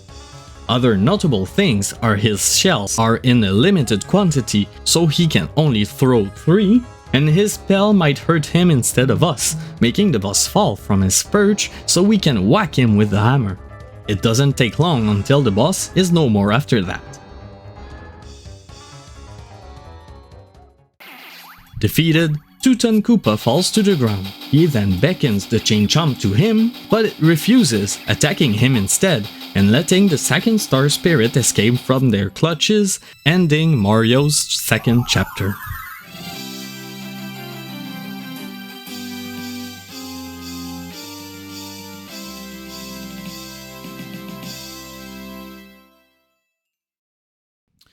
Back in the skies, Bowser tries to convince Peach to join his side to no avail. She then has some choice words for him. Seems like Koopa's defeat already reached him, but it doesn't bother Bowser though, as he has the perfect solution called the invincible Tabablaba. At that moment, Cammy barges in Peach's room saying there's trouble abound. She whispers what happened to the king, but in his surprise, reveals out loud what was whispered. The star spirit in Tababla's possession has managed to flee from his castle. Bowser and Cammy then leave to further the conversation. Even if there's chaos in the enemy lines, the word invincible bothers Peach, who thinks Mario might have trouble defeating this opponent, so along with Twink, she takes the hidden passage to find additional info about a possible weakness. This time, we have to get out in the main room of the castle. Koopa trolls are patrolling the castle with flashlights, so we have to be careful not to be detected, otherwise we'll have to start again from Peach's room. The actual room we need to go is right next to the one we got out from, but the other rooms are also accessible should we want to explore a bit more. In one other room, there's a special chest that can transfer items from one chest to another similar one in the world. Where the second one is, Peach doesn't know, but I do, and I will show you later. This chest's purpose is to transfer badges found in the castle to Mario so he can acquire them. You can find 2 right now. One is called Power Rush, increasing Mario's attack when he's low HP, and the other one is Deep Focus, used to increase the amount of star power restored when using focus. Now back to the library. We have to move quietly to avoid being detected by the guards. At the end of the path are two guards conveniently talking about the blah blah blah. We get a lot of info about the dude. He lives in Gusty Gulch, past Forever Forest, near a settlement of booze, which he likes to eat. We also learn that being invincible without a weakness is impossible, that there's something to take advantage of because in the past, the blah blah blah was a wimp, so there's some secret he hides about his invincibility. Twink whispers to Peach, but that compromises their position, making the guards bring the princess back to her room, ending her part. Back to Mario. The Star Spirit presents herself as Mamor, thanks him for saving her, and shares her power with him, granting a new star power called Lullaby. It's like a rechargeable sleepy sheep and is useful when there's too many enemies in a fight. Before departing, she mentions that the star's powers are slowly healing, encouraging Mario to keep going. I forgot to mention an artifact in the ruins you can pick up. If you give it to Colorado, he'll give you a star piece in exchange. Afterwards, it's back to Mount Rugged, where we can find another level of block for our partners before boarding the train back to Toad Town. I stopped by Shooting Star Summit because the other chest from Peach's castle actually lies in Merlovely's house. We get our badges, then go back to the town towards the next chapter. I completely forgot to go by the sewers as there are some things to unlock there, but oh well, I'll do it in between the 3rd and 4th chapters. So the path to Forever Forest is close to Tasty's house, just after the bridge, but once we approach, we can hear a toad scream. When we go to him and ask what's wrong, he replies that he saw a ghost. What ghost? We haven't seen any ghosts here. He insists he's seen a ghost, so we decide to go and investigate. At the entrance of the forest, the Boo appears before us, formally inviting us to the Boo Mansion on the other side of the forest as they have important information concerning the Star Spirits. And with a formal salutation, the Boo returns to the mansion, expecting Mario to follow, starting the 3rd chapter.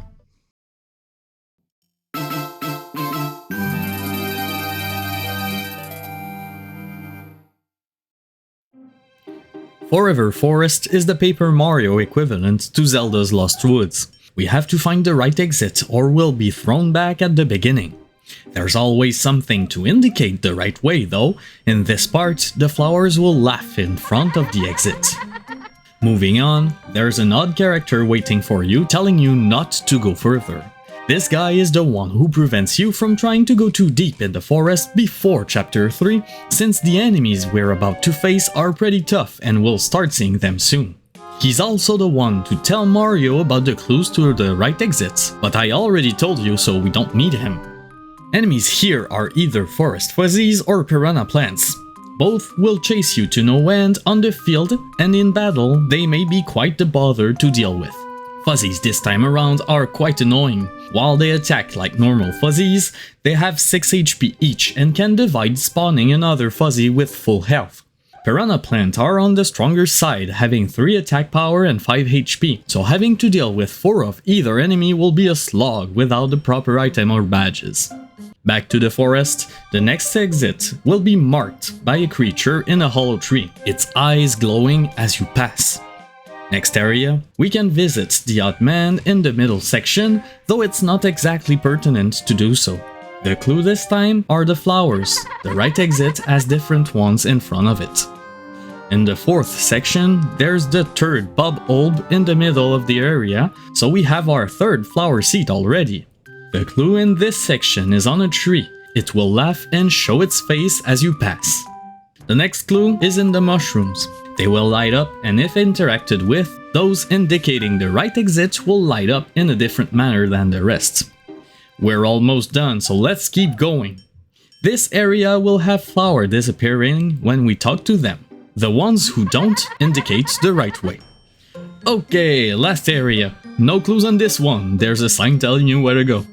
And done. We've managed to reach the mansion the Boo told us to come to. As we open the gate and enter the premises, he appears glad we accepted his invitation. He tells Mario to go to the highest floor, and when he does, the info about the Star Spirit will be revealed. It will be easier said than done though, as boos are tricksters and like to play pranks on people. There's a spring in the sofa, a door has a jump scare, there's a frame with its picture missing, a fireplace will blow up if you interact with it, and so on. So where should we start? The rightmost door on the second floor. Seems empty at first, but there's a closet of another color. If we open it, a bunch of boos will come out and challenge Mario to a game. They will move in a circle, passing the prize, and we have to find the right boo after a set amount of time. They play fair at least, they'll let us take the record once we win. The record is used in the neighboring room where a boo guards a chest. There's a big gramophone where we can use the record to play music. The minigame here is to follow the tempo, pressing A at the right timing to make the boo leave its post and come dance to the song.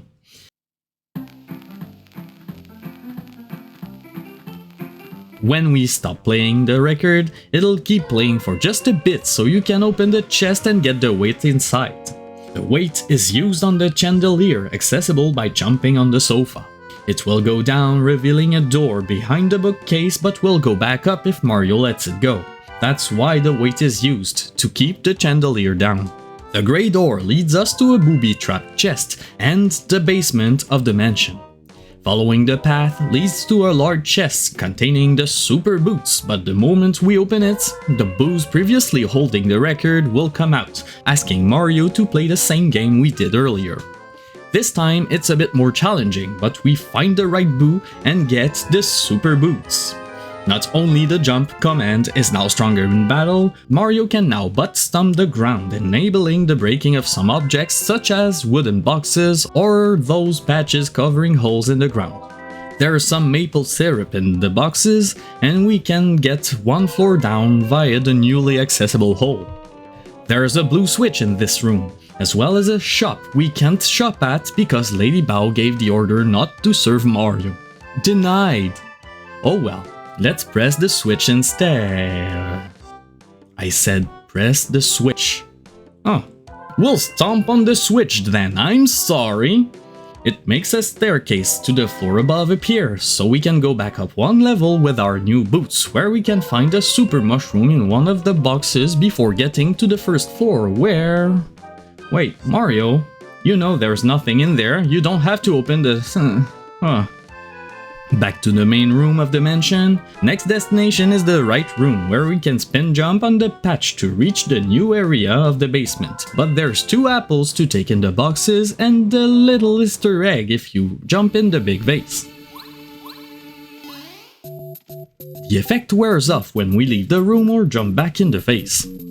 Down the hole we fall on the bookcases, where we can spy the portrait picture on the right, reachable with pair carry, and successfully getting on the top of the stacked wooden boxes gives us a star piece. It's easier said than done though.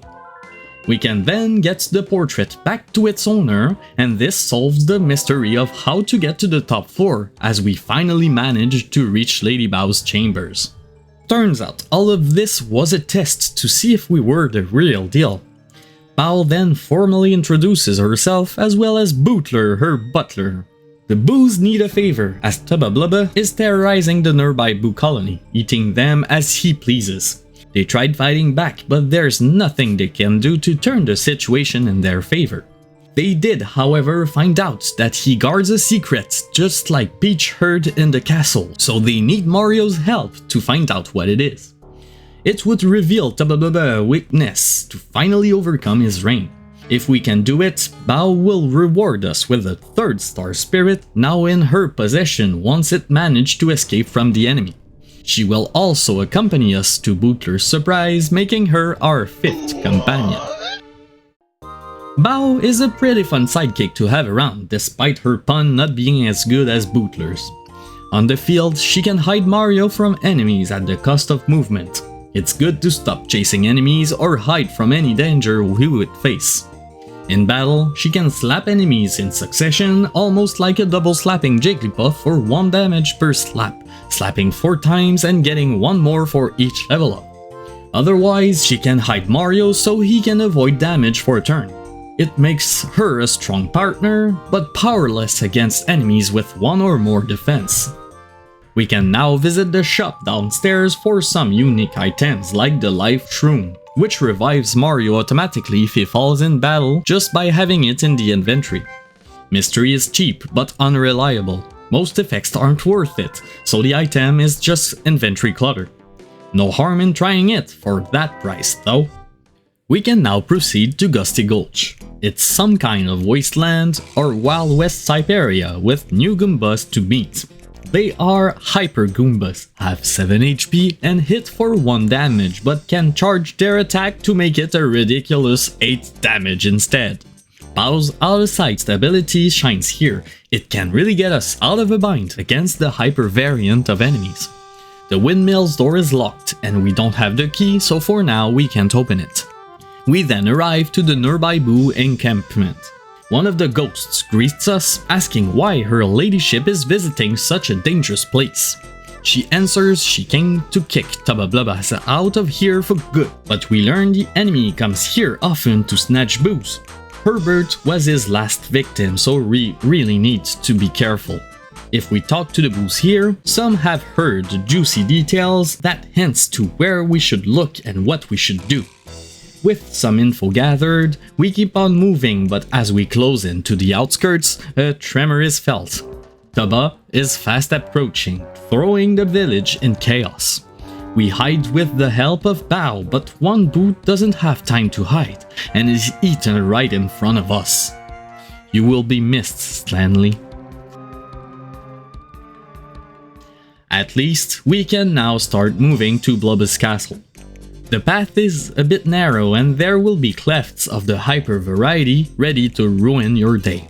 They have 4 HP, can charge up their attack, the down pound makes short work of them. I don't like these, they suck to get on net. We can get a Dizzy Dial with Cooper and a Repel Gel in a nearby block as well as a letter right after. Next area has big groups of enemies to fight, a gap to cross with Paracarry, a block with a Super Mushroom and several coins, but that's it. We've arrived at Tubba Blubba's castle. The part-time UFOs at the entrance will kick you out like a wall master if you're caught, so use Bao's power to avoid their gaze. The door on the right is locked, so we start by the left one.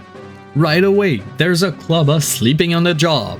They're like Spike's big brother, but being larger and cannot spit spiky balls, having one at the end of the stick instead. They are bulky, hit for 3 damage, and are everywhere in the castle, so they get annoying fast. Entering the nearby room yields nothing as the badge is too high for us to get, so we'll come back for it.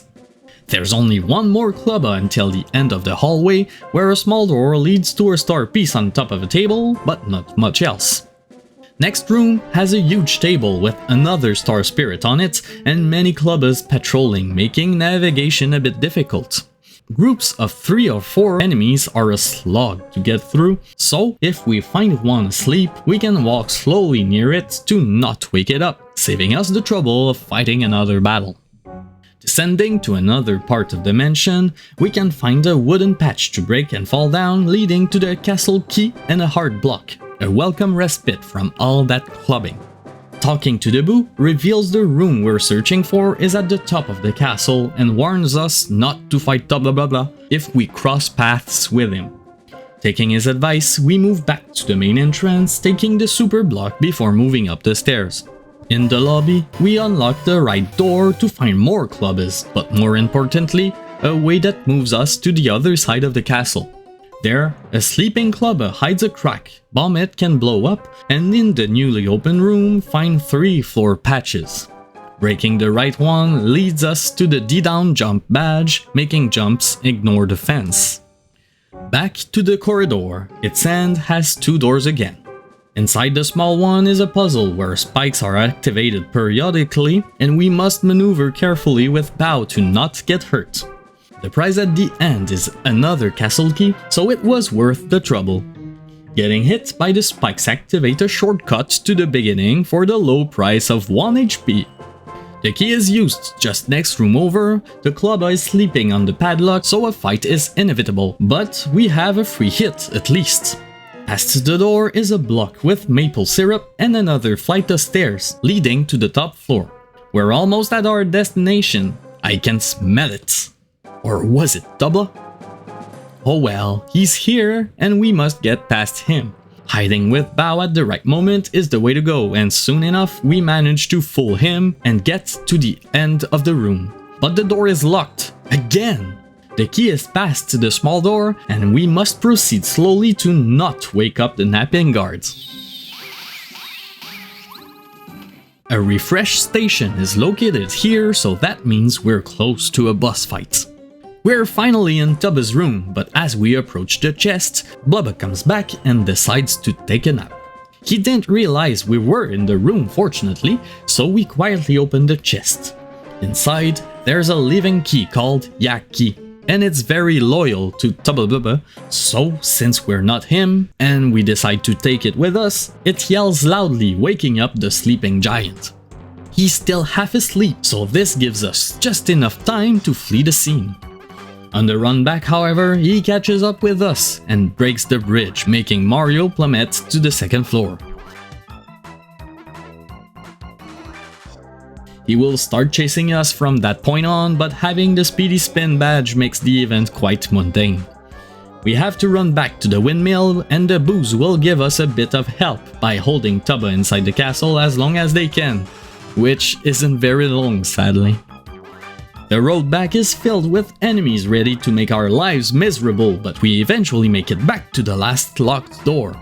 The well inside is patched, but we have just the thing to break through. The path down is long and filled with Goombas, but at the end lies the secret behind Tubba's weakness. His heart is separated from his body, making it a shell unable to be harmed. We can finally put an end to their scheme and save the rest of the boos. The heart is quite the menace, but Bao's ability to hide Mario will come in handy here. The boss has 50 HP and deals 6 damage, but can charge a turn and hit for a monstrous 12 on the next one. Obviously, we must use Bao when it's about to hit to avoid the attack completely. Power Jump is still one of the most useful badges here, now dealing 6 damage thanks to the super boots. Aside from that, the boss is a one-trick damage sponge, so it's a matter of hiding at the right time to stay alive. Now realizing it has no chance, the heart tries to flee, but we're hot on its tail, leaving it no time to breathe. It manages to sleep outside just as the body arrives to the windmill. They then reunite and challenge us once more, now as a whole. It's not even worth a mention, he's become a wimp, letting us destroy him a second time. Humbled, Tubba Blubba gives up and says he'll stop fighting. He'll even release all the boos he's eaten, however that works. Everything went better than expected in the end. Bao is especially happy everyone is safe and reveals that they used to tease Tubba, so this Ring of Terror was actually a payback. No matter, Bao doesn't care, she's rather set on the fact that she should accompany us longer to see more of the outside world. I see no reason to decline. And finally, she honors her promise by releasing the captured Star Spirit held by Bootler. And this ends our third chapter.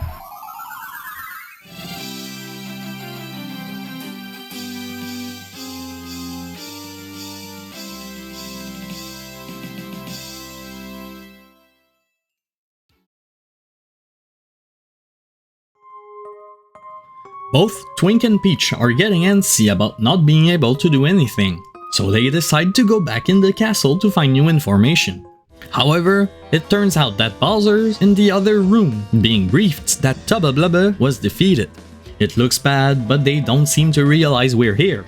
Cammy continues by stating she fears Mario will go to Shy Guy's Storybox next, the location of the 4th chapter. Bowser starts getting pretty upset about Tubba's loss, expressing frustration at how he found his weakness so easily. That makes him want to find out about Mario's weaknesses, and that's about when Peach gets discovered. Instead of wondering how she got there, Bowser instead takes the opportunity to ask her about the plumber's weak points. We will then have to answer 3 questions about what Mario hates, but we can choose beneficial items in the answer. And the enemies are none the wiser, as if they were not actually listening to the answers. Cammy has her doubts, but obeys since it's Bowser's order. And with this, the princess is escorted back to her chambers. We then come back to Mario, who meets the third star spirit called Scholar, who gives us our third star power and one of the most useful abilities, the Star Storm, an attack that hits all enemies for 7 damage, ignoring defense. It costs 2 star bars, but it's so busted and can pull you out of so many sticky situations, it's one of the best spells in the game. Before going back to Star Haven, the Star Spirit warns Mario that Bowser's strength keeps growing despite our progress, so we'll have to be careful as we keep going. We can now get back to Toad Town via the forest, but as soon as we enter, a familiar voice makes itself heard. That's right. Junior Troopa was lost in the forest, probably trying to catch up with us. He's having a hard time though, he doesn't seem to enjoy the atmosphere. That does not prevent him from challenging us once more. He might be spooked, but Junior is still a thorn in our side. This time he even got wings. He has 40 HP, hits for 5 and has 1 defense. While still not too much of a hassle, he's starting to become a bother and being stronger and more cunning by each encounter. Healing items will be useful, as well as the usual power jump and Parakarry's shell shot. Beaten for a third time, Junior retreats once more, but we can catch a glimpse of him thanking the skies he's out once we're back at the forest entrance. Things don't look good in town though. As we arrive, we witness a Shy Guy running away with Tasty's frying pan. This is bad. After Fuzzies in Koopa Village, now Shy Guys in Toad Town. They're causing havoc, stealing anything important and disrupting shops. This means that we won't be able to use the town's facilities as long as we don't find the stolen items and bring them back to their owner. Before getting to it, let's at least check out what's available in the sewers, doing the Chapter 2 stuff at the same time. We can now open up the sewers even more, and we have 2 paths to open. First, we break the stone block to open a new room where we'll be attacked by another blooper. This blooper is special as it can charge itself with electricity to charge an attack being harmful to the touch at the same time. It has 50 HP and 4 attack, making it a hefty opponent right at the end of Chapter 2. If it's damaged somehow anyway, it will lose the charge, being vulnerable to contact again. If it releases the electric attack, it will deal 6 damage, so Hammer Throw and Parakarry's Air Shot are useful to disrupt the boss and deal a good amount of damage at the same time. It was guarding a warp station, letting us fast travel to places we've already been, making it more convenient to move around the world. We can keep going, there's another part to explore. There's a snowman doll in one of the blocks, and we can go up the lift to a pipe that leads even further in the sewers. Going left past the spiky Gloombas is a chest containing the Power Smash badge, which is devastating on anything terrestrial. The door on the right after the platforms only contain a star piece, but there's also a pipe hidden close to that door leading to a level up block, but we can't reach it yet. Next is the wooden patch, breakable with a spin jump. We can't do the right part yet, so we'll go in the left door. It will lock us in, having to deal with a new variant of Koopas, the Dark Koopa. They're not too difficult to defeat, but once they look jittery, it means they're about to make their trademark attack that will make Mario dizzy, making him unable to act or defend. Beating them all unlocks the shortcuts to boost Mansion, and there's another level of block farther in, inaccessible at the moment.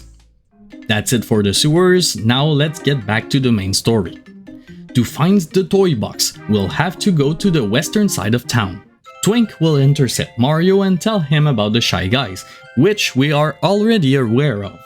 After some non-pertinent talk, he goes back to the castle. Well, that was something.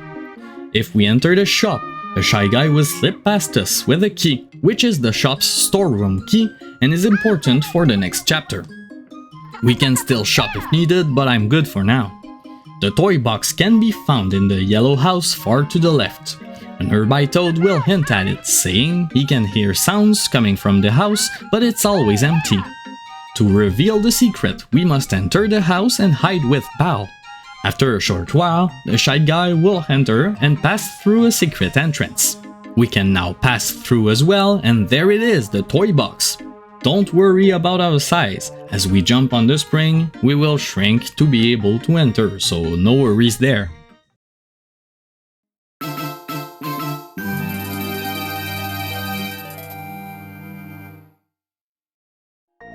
Welcome to Chapter 4, where shenanigans and tricks are prevalent in the box. The area we enter in is a train station with 2 paths to take, but the train is missing, preventing us from going to the other station, so for now, we'll have to explore this area first. So let's start by the right path.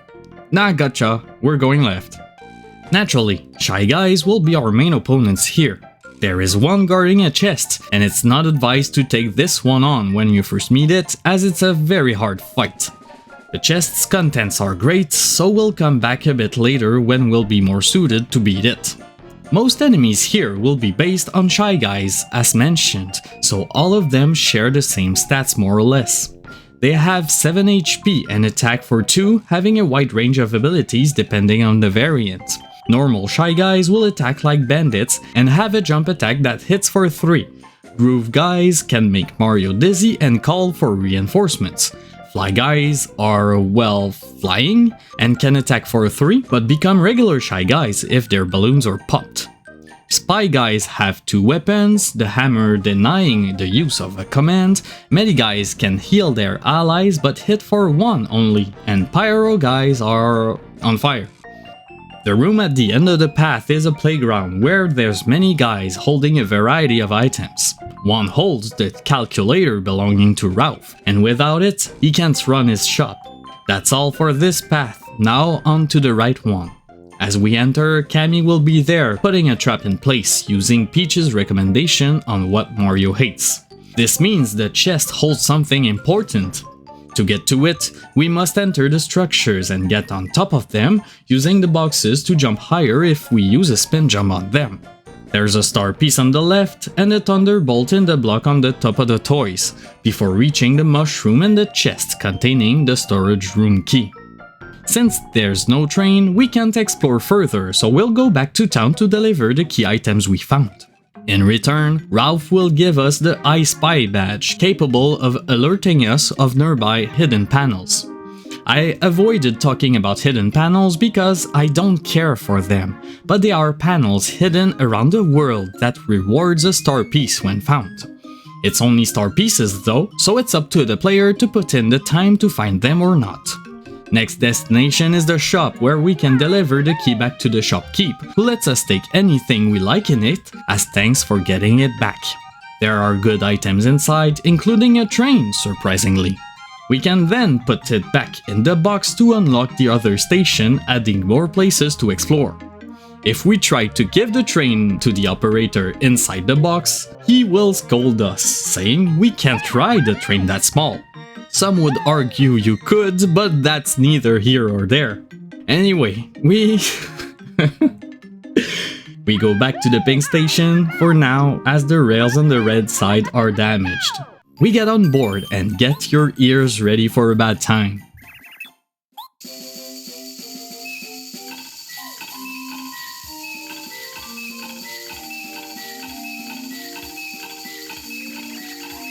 Yes, it does that each time you travel between stations. All stations have the same layout, having 2 paths each side to check out. We can spy levers, so we'll try to get to it. Unfortunately, the road is blocked by a fat guy called Gourmet Guy. He's not aggressive, just hungry, and he's specific about his wants. He wants cake. Any other item will be wasted, so it's not recommended to give him anything else than cake. Oh yeah, we can find a mailbag in the chest right there in the station, I just forgot to check it out. Upon entering the right path, another chest can be seen on the higher level. There's a box that can launch us there not too far away. It contains a Defend Plus badge, a useful badge that gives Mario a point of defense. It's very efficient, paired with damage dodge. Further along the path, we can see a way forward, but seemingly no way to access it. The trick is to wait behind the big blue door until a Shy Guy passes through to access their side and reach another chest, this one holding the Ice Power badge, making Mario immune to fire and gaining a power bonus on fire enemies. The protected chest at the end contained Tasty's frying pan. We cannot explore further, so back to the town we go to deliver what we have on hand.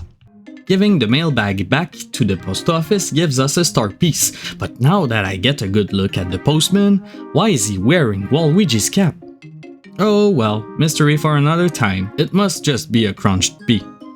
Handing the frying pan back to Tasty will reward us with a slice of her best cake, the key item to move Gourmet Guy out of the way.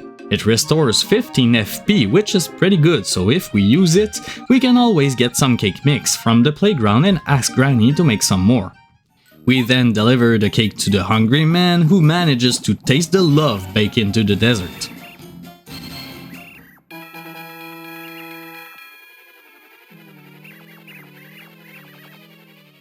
It's so good it makes the guy jump to heaven or some other high place, letting a cookbook fall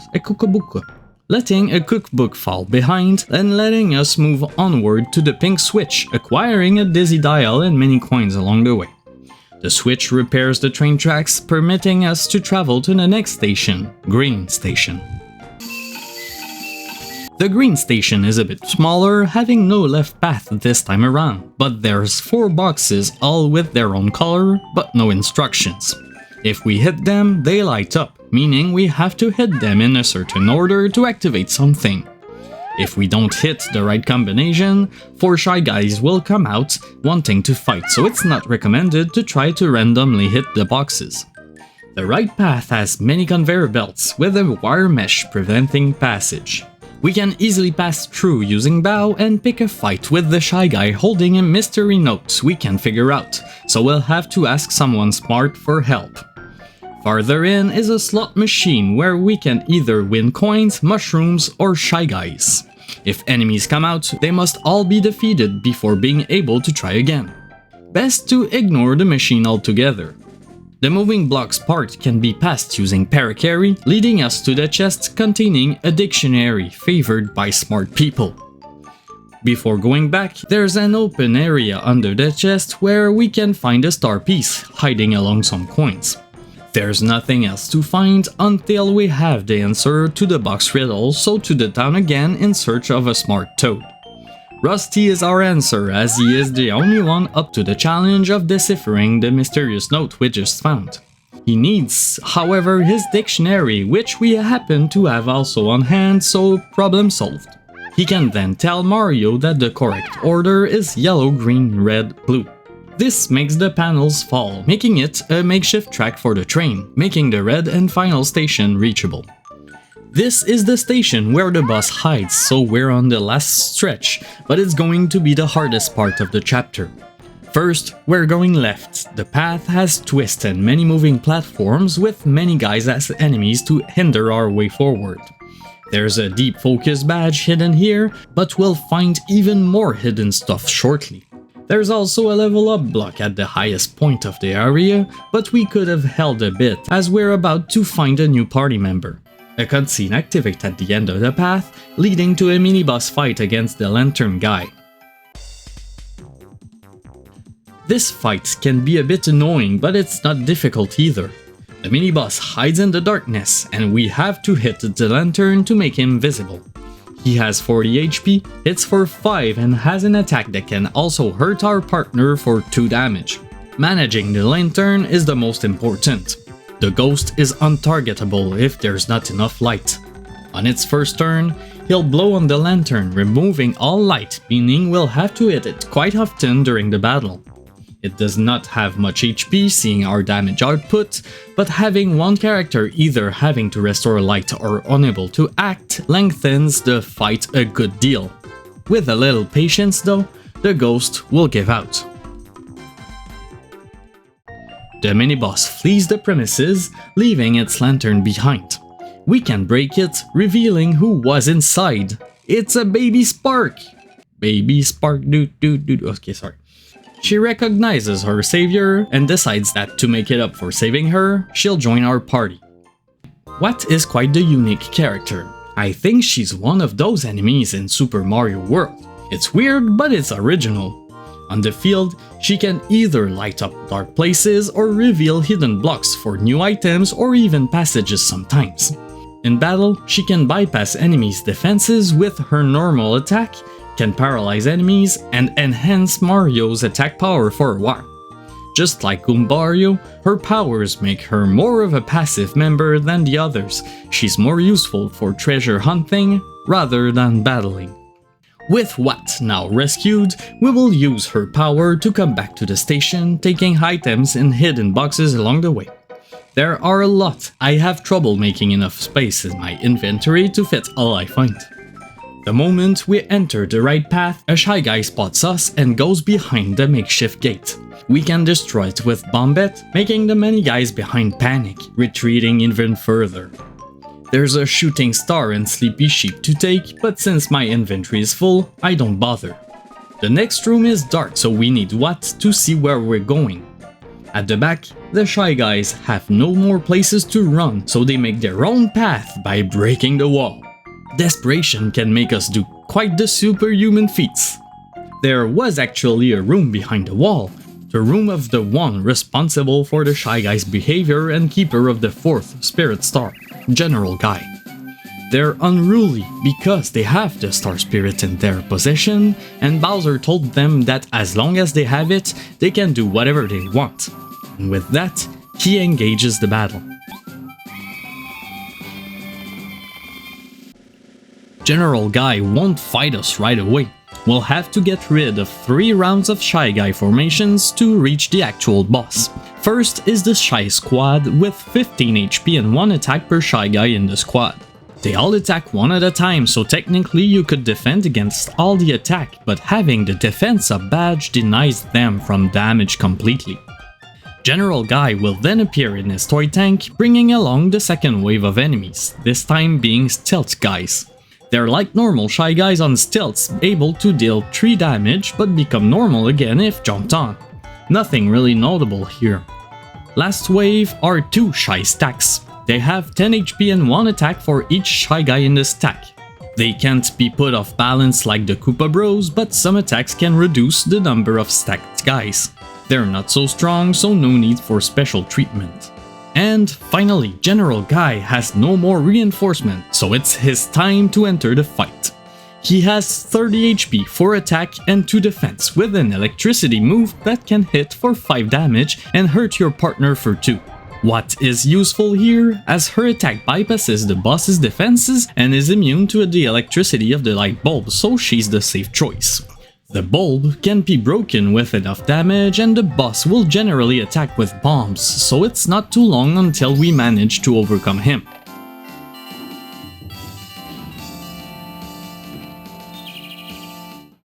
Panicked, all Shy Guys flee the box, their sanctuary now unsafe. They've let the Star Spirit behind, so don't mind me if I pick it up before leaving, ending Mario's portion of the 4th chapter.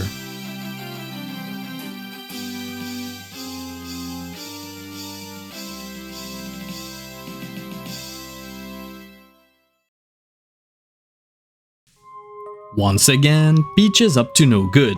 She noticed the guards have loosened their attention on her, so she decides to sneak in the castle once more. This time, our destination is the dining room, where a special guest waits for us. Yep, Gourmet Guy has reached the castle. That jump was a powerful one. He really did like that cake. So much so that he wants some more. If we accept to make him a sweet treat, he won't report our little escapade to Bowser. The kitchen isn't accessible, but Gourmet Guy does have the key to open the way. He gives it to us and thus we go to the kitchen. When we enter, Twink searches the books and finds a cookbook in which there's a simple cake recipe. We'll have to follow his instructions and put the ingredients in the right order, whip by mashing A, counting 30 seconds, and so on. It's not difficult, but it's a little time consuming. Our dessert done, we go back to Gourmet Guy and present our creation. He eats it all in one bite and... oh boy.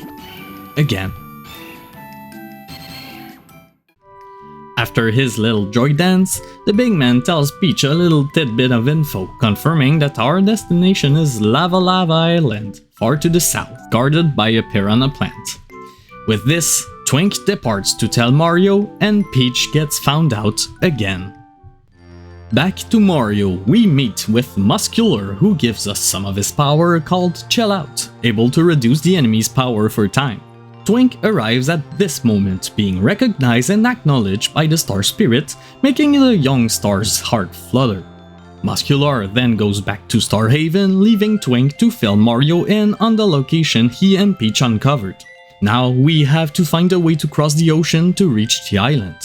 Best way to find out is to visit the port by the far west side of the town. There would be another part of the sewers to explore as well, but I'll do it later. At the port, we can see Colorado wondering about a way to cross the ocean, but that's not all. There's a blue thing in the water that shakes a bit. It's weird. A whack with our hammer does make the thing react. We have to give it 2 more whacks before it starts speaking. Turns out it was a whale. Colorado will refer it as a tuna, and so will I sometimes. Mr. Whale has a problem in its stomach. There's something jumping around and it needs help to find out what it is, so we volunteer to enter the whale and check out what's wrong. We'll need Watt to light up the inside, but we find the culprit soon enough. It does not want to stop, so we'll have to make it stop manually. The Fuzzipede isn't a difficult fight, but you're forced to use Watt as your partner because we can't see the enemy otherwise, meaning we can't tattle in this fight. It has around 20 HP and hits for 2, sometimes climbing on the top of the stomach, preventing the use of ground attacks. There's nothing else to this fight. Turns out, the Fuzzipede was in a bad mood, being used by a fisherman, then swallowed by a whale. It doesn't seem to have it easy. Nevertheless, it agrees to leave the whale alone, resolving our problem.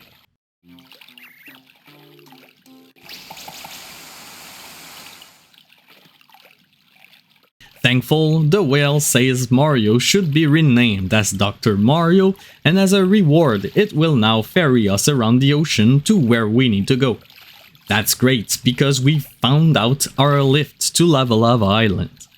Colorado will accompany us as well, and just as a heads up, he'll be a bother all the way and back. And thus, we depart for the Volcano Island, beginning the 5th chapter of our story.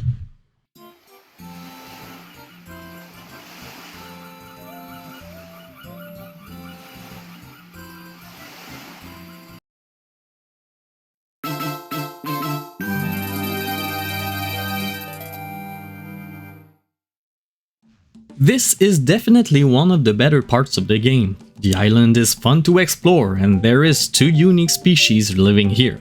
Colorado gets excited about the potential discoveries here and already spots something at the top of the volcano, opening the march without waiting for us. Also, some of the plants here can give us a heart or 2, useful for a quick heal while exploring. There's also a flower that makes you hover if you spin over it. So we cross the beach and oh my, it has already started. Colorado is in trouble. We'll take the time to pick up the letter first, then provide help for our unfortunate friend. The fuzzy variants this time around will latch on us until we manage to get them off, sucking all the health they can manage in the meantime. They can also divide, making them extra annoying sometimes. Best not fight them too much. With Colorado back on his feet, we keep moving, but he still marches in front of us, not learning from his previous experience. Luckily, we happen to enter Yoshi's village, but not all seems fine. Talking to the first Yoshi we meet, we get informed that the volcano is presently unreachable and shows sign of imminent eruption, so it's not safe to approach. We don't have much of a choice, so we keep inquiring around. Big Chief tells us there might be another way, but it's very difficult to navigate, so he refuses to divulge more information for the moment. The other part of the village has some more Yoshis, with some youngsters in the midst. Talking to them reveals that they're up to no good. They'll probably become a problem later down the line. Up the trees are some ravens cawing the day away. We can also meet with Sushi, a cheap in charge of looking over the kids. She knows something is up with them and it's up to her to keep them safe. For now, we'll search for Colorado, who probably went to check the surroundings of the volcano, and right as we arrive, we hear another one of his cries for help. This time, the explorer is attacked by a jungle guy. He'll have to get out of his predicament himself, which he will do if we don't help him. We reach the entrance of the volcano, but a lava river separates us from it, so we'll have to turn around and find another way. Back to the village, panic has taken over the villagers as all the kids and Sushi have gone missing. The kids were talking about going to the jungle earlier, so it's probably where they went. Colorado won't follow as he's trying to gather information about the treasure from the panicked villagers, so he expects us to solve the problem to ease his part. The jungle is quite dangerous. Enemies are hiding in plain sight, so we have to be extra careful. Most enemies can poison, but they're not too bad, all things considered. Spear guys can hurt with their spears, so we have to be careful to use the right attack depending on the spear's position. We can find Sushi close by, stuck in a tree. It takes a couple whacks to get her down, but we manage. Turns out, she's been played by the Yoshi kids who went further in the jungle. They're in danger, so we need to find them before a tragedy happens, and so she joins our party. Sushi has, in my opinion, the most original design of all the partners, being a cheap, able to survive on land with some pretty cool features. On the field, she's able to ferry us on water at the wooden ports scattered in the world. In battle, she can belly flop on enemies or shoot a water gun, useful against fire opponents. With a promotion, she'll be able to raise Mario's defense as well. Acquiring Sushi expands the amount of areas we can explore, so we go right away. In this section, we can find a star piece, a letter, and the last bulb orb, but his seed is not quite ready yet, so we'll have to come back later. Back to the first area, we can now swim around and spy one of the Yoshis sleeping in a tree. He's safe at least. The badge block in the middle contains a Power Quake badge, which is an upgrade to the Quake Hammer. At this stage of the game, it's less useful, but still pretty good since it ignores defense. There's nothing we can do here, so we continue on the next section. There's a level up block here, and it's important to level Sushi up as her new attacks will be useful in the volcano part later. Now, the Yoshi kids. Yellow Yoshi can be found far in, being harassed by putrid piranha plants, so we have to quickly rescue him. The plants have 12 HP and hit for either 3 damage or 2 with the poisoning effect. They're damage sponges, but not really difficult aside from that. Yellowshi is humbled by the experience and confirms he'll now listen to his parents.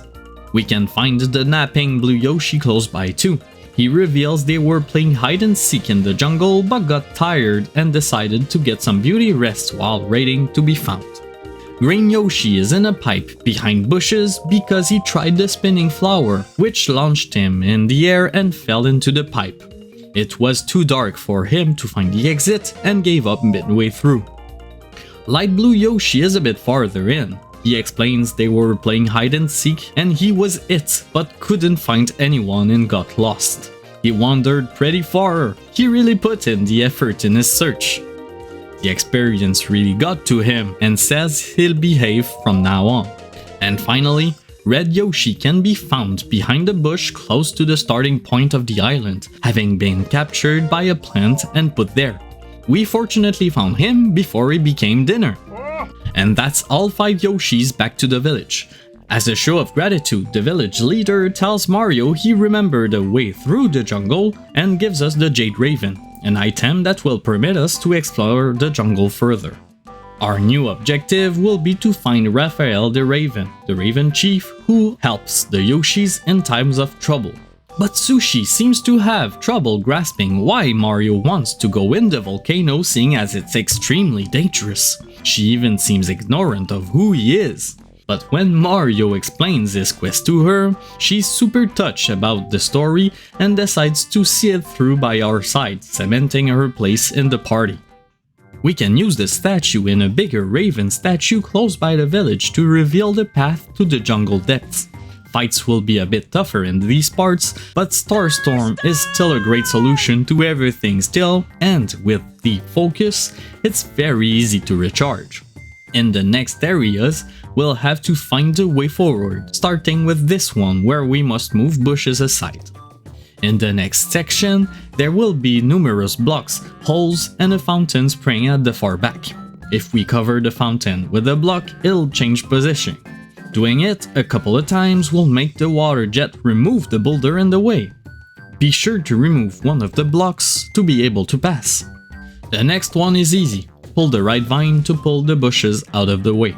The right tree is the one in the back right. Deeper inside, we can hear the roar of the piranha plant, weirdly enough, meaning we have a fight on our hands. 3 putrid piranhas and a white magic Koopa. The wizard can heal the plants, so it's a good idea to take it out first, but sleep is also effective. Once the battle is over, we finally arrive to Raphael's home. We have to climb the tree to its top, taking a detour to grab the Happy Heart badge along the way. At the top, we meet the Raven, who claims to be the master of the island. He's eager to know what he can do to help us, so Mario explains they need a way to enter the volcano. The Raven replies he already knew, as he received a message from the stars telling of our approach. He also has something of importance to give us, but that's neither here or there. Now it's time to build the way to the volcano. Raphael calls his Raven subjects, who all arrive by flying with their feet. He briefs them a bit about their mission and quickly departs to the site, jumping down the huge tree. We join up with Raphael, who opens a shortcut so we can get to the volcano faster. The Ravens get to work, and they work fast.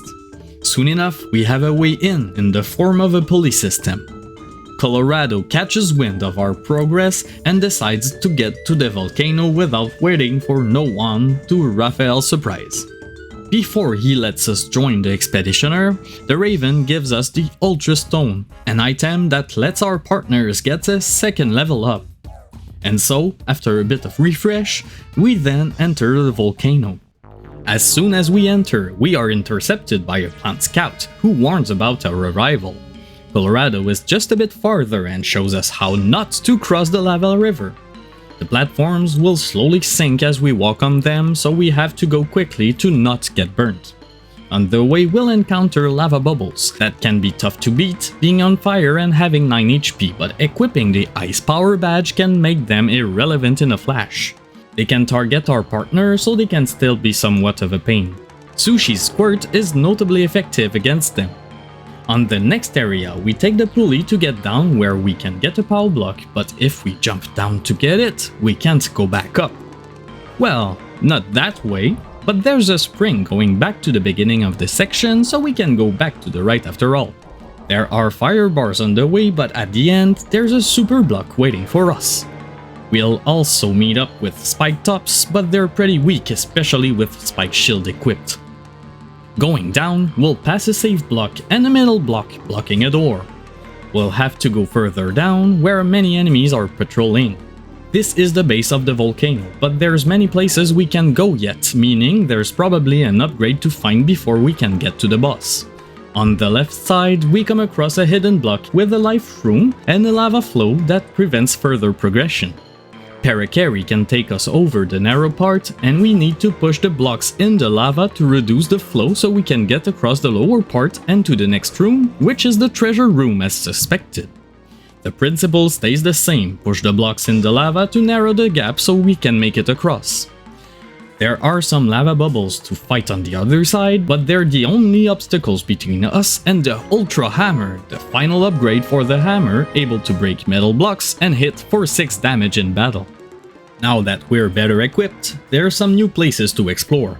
We can find a small treasure chest holding a Dizzy Stomp badge before going back up to a previous metal block. Colorado will have caught up with us, but before anything else, there's a Fire Shield badge to grab by jumping off the pulley at the right time.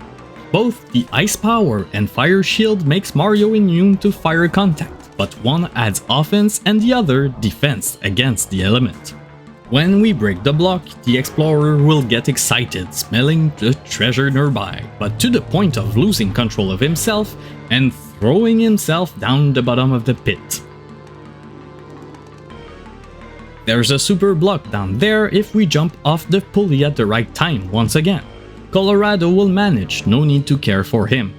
The entrance at the end of the pulley is the right way, but the moment we enter the passage, a spiky ball drops from the ceiling and starts to roll forward, but we quickly move out of the way thanks to the speedy spin. The tunnels open up a bit, where some enemies and fire bars are waiting for Mario, but if we rely on the smoke at the top of the cavern, we must be getting close to the furthest part of the volcano and thus the boss. It's still not the end yet. We have another room filled with enemies and we can see another spiky ball in the back held by many metal blocks. It's a bit too high to reach for now, but there's a block we can push a bit further. The moment we close in, Colorado intercepts us once more to mention the chest is really close according to the info he gathered. We know just the thing to open the way forward.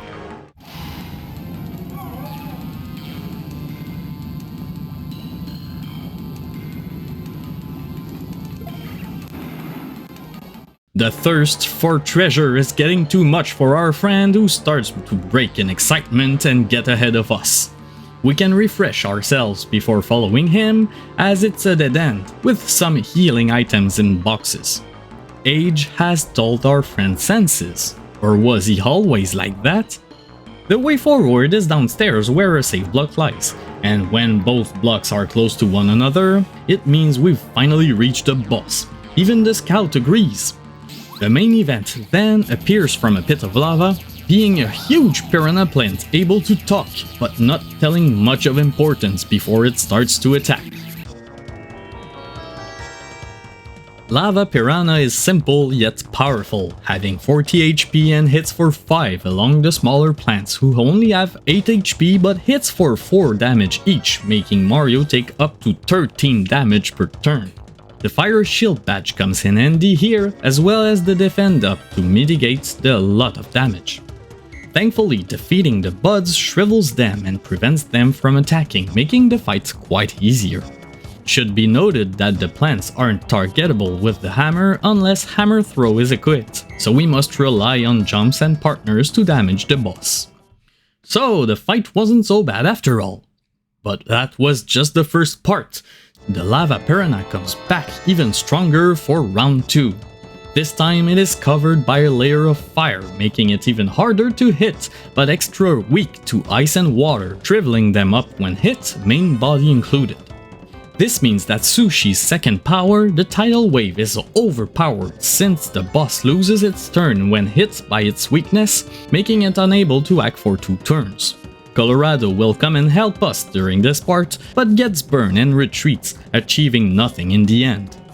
The boss would otherwise attack us for 7 damage, while the buds would shoot petty piranhas, spores that explodes for 6 damage 1 turn after being spawned.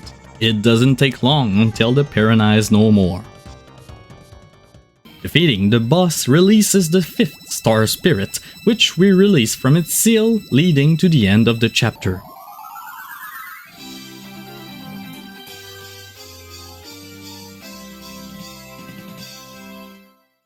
But not exactly, as the volcano starts showing signs of imminent eruption, so we need to get out quickly.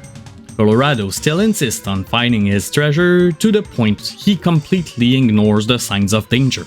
Time is running out and there's an obvious crack in the wall, but the explorer turns back to inspect the area further, but he runs straight into lava, dangerously filling up the volcano. We then break the wall with Bommet and dash as fast as we can as the lava rises up quickly behind us. But as fate would have it, Colorado finds his treasure, just a bit out of reach. Unfortunately for him, the Star Spirit grabs him, Mario, and our partner and lifts us out, barely managing to get out in time.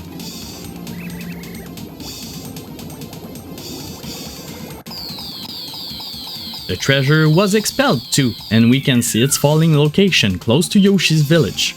And this closes our 5th chapter.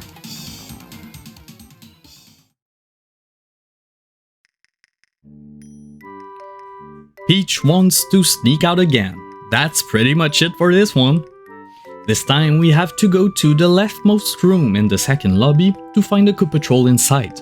When he sees Peach, he panics a bit, but his mate comes by and tells him she could be helpful for their little game, seeing they're one member short.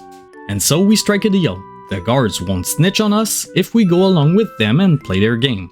The game in question is a quiz show where we need to answer right to the 10 questions the host will ask. There's a grand prize, but a participation prize as well for everyone. The show then starts. We will answer the questions we can, but some we cannot as we don't know the answer. They're about the next star spirit. Spiky Tom here will answer them, giving us hints about our next destination. At the end of the show, the clues we learned are that a certain Master Huff and Puff has taken the next star in flower fields, and to go there we must get through a flower gate. Flowers are related, and there's a flower field in Toad Town. Sounds like we know what to do. And so, we win the quiz, getting a jam and jelly as the first prize, the best FP recovery item, and the participation prize is a sneaky parasol, able to transform Peach in any character she uses it on. Unfortunately, Bowser finds the show set and decides to take part in it, but too late though. And thus, Peach is transported back to her chambers. We go back to Mario and Colorado right before the Star Spirit drops them to safety. The explorer is crushed he couldn't secure the treasure, thinking it's lost forever. The star scolds him, saying his life is more valuable than some treasure, but that doesn't seem to get through the turtle. Anyway, she presents herself as Miss Star before sharing her power, unlocking the Smooch ability, able to restore 20 HP to Mario. The trade-off is that it costs 3 star bars, the steepest cost of any star power. I'd still say it's the second most useful power after Starstorm, as item inventory is limited and 20 HP recovery is worth the cost.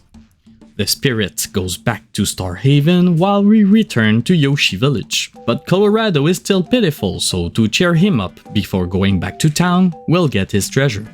It's in the same area as the last bubble, but when we go and check if the last seed is ready, it tells us it gave the seed to Colorado earlier. Well damn, denied! We go back to the Explorer with treasure in hand, and we trade it for the seed, completing the quest to get to the 6th chapter. Time to go back to Toad Town, but the moment we depart, someone familiar arrives on the island. Junior Troopa swam all the way to the island just to try and fight us again. He's worn out, but when he realizes we are already on our way back, the mad lad jumps in the water again and trails us back to town. At the port, Colorado tells us he had enough exploring for the moment and heads back home with a farewell, ending our babysitting request. But a new one arises as Junior finally catches up with us once more, and this time we can't get away, so we are pulled into another fight against our rival. Because of his overexertion, Junior loses half his HP but can still summon his powers, making him flying and Spiky, hitting for 6 damage. Spike Shield, Power Jump, Paracarry, Watt or even Sushi are useful here, but it's quite the short fight, seeing as Junior can stay on his feet. He also realizes too late he could have used his wing instead of swimming, that's unfortunate. As we go back to town, we can see Goombario and Goommama on a shopping trip, and if we talk to them with Goombario, we can have a little conversation between them, with the girls being as lovable and supportive to Goombario than ever. Before getting to Flower Fields, we can pass by the sewers and get some super blocks now that we have the proper equipment, and there's a new blooper to fight when we try to cross the body of water. Last blooper boss in the sewers, the super blooper will stand between us and the lava warp zone. It has 70 HP, hits for 5, can charge up and attack, and spawn blooper babies. The babies are weak but can suck up HP for 2 damage a tick, so they should be taken care of as soon as they appear. If the super blooper charges, we can avoid the attack with Bow or a repel gel. It also has no defense, so Bow can be used offensively against the blooper, but the classic power jump works well as always, so the huge HP pool drains rather quickly. We opened the warp zone to the island, but we can go also further in, entering a new area with a forked path. One way full of spikes, the other full of dark Koopas. The only way we can go now. There are many blocks there out of our reach, and we can see with what some are hidden and lead to a blue door. We'll go in the pipe instead and break the wall there, unlocking the last room of the sewers and the merchant called Rip Cheeto, a counterpart of Chet Rippo, who I haven't talked about since I have ever used either of them. But maybe I should at least present them. Rip Cheeto will sell a variety of items for 64 coins each, most being bad, but you have some good ones like Repel Gel, 3-star pieces, and the Bump Attack badge, useful to negate all fights that don't give star points. It's very costly, demanding 5 BP, but it's useful if you decide to backtrack to find all badges or star pieces or secrets or whatever you want to backtrack for. Chet Rippo appears as soon as after chapter 1 and can raise one stat for 2 levels while lowering the other 2 by 1 level for 39 coins. I don't get why one would do this, it's a waste of money. As a last bonus, the pipe at the end of the room leads back to Toad Town, specifically inside the blue house close to Tasty's home, unlocking a nice shortcut and revealing the mystery of this house, which was locked from the inside. I was going to the garden when I bumped into Colorado, who I thought was back at Koopa Village. He tells Mario that Can't See Koopa is blocking the way, demanding a tribute for passage just like a bridge troll. We need 100 coins to pass, but we can also fight the big guy to get him out of the way.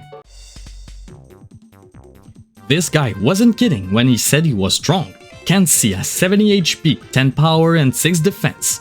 On top of that, he needs 2 consecutive jumps to be flipped, but his defense won't drop to 0, it will be halved. What's more, he'll get back on his feet on his next turn and it won't prevent him from attacking. He can hit Mario 2 ways, his stomp for 10 damage and a shell toss that only hits for 3, but will injure our partner if we don't defend against it.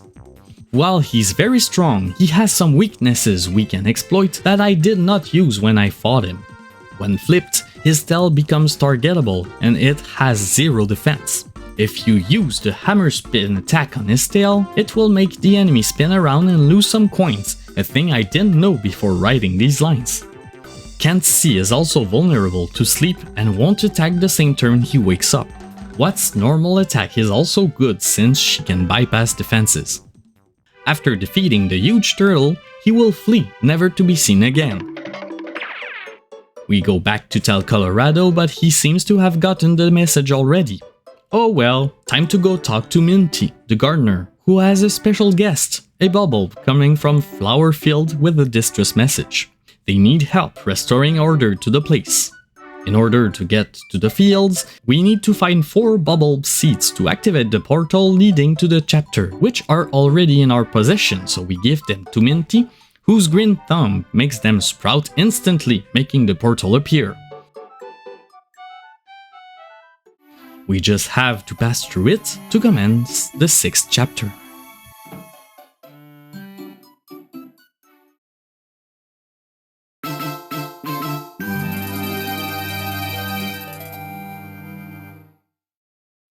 The moment we arrive, we can hear a voice talking to us, but none of the plants look like addressing us. It's actually the Wise Whister Wood who's speaking, aka the huge tree behind us. He knows our coming here means there's a star spirit in Flower Fields, but sadly cannot help us right now because a creature named Huff and Puff has invaded the land, breaking clouds with him, covering the sky and weakening the plants. Turns out he's also keeping a hostage, which means he's also our target, so by rescuing the star spirit, we'll get rid of the flowers problem. The Wise Deku Tree says that Huff and Puff resides in the clouds over them, just out of reach, but we would be able to if we find a magic bean. Seems like one of the residents, Petunia, holds one such bean. She resides to the east of here, giving us our first clue to progress. Other plants may have other clues or interesting information, so the big tree suggests talking to everyone before beginning and during our quest. We can learn about Petunia. She's a seed collector and is known by the resident as the Seed Maniac, but that's about it. The big hub has 6 paths to go, but as the great Wisterwood said, we need to start by the eastern way. Most areas will be long corridors, often filled with enemies, but also many unique items to collect. Touching the flowers on the wall makes them flip, sometimes leaving a stinky herb behind, only restoring 5 HP, but having good cooking potential. Enemies in the area include crazy daisies, flower enemies with an attack difficult to block and can put Mario to sleep so they're dangerous in groups, and Bzops, giant bees that deal a monstrous 6 damage in 2 types of attack, being able to poison as well. They have low HP, so they should be taken care of first. Hitting the trees make them spawn constantly and they attack quickly, often dealing the first hit in battles. We can find Petunia in the room at the end of the path being invaded by green Monty moles, gnawing at her roots and being general nuisances. She implores Mario to get rid of the oppressors, which we accept to do. There is also a crazy daisy hiding from us from behind the tree.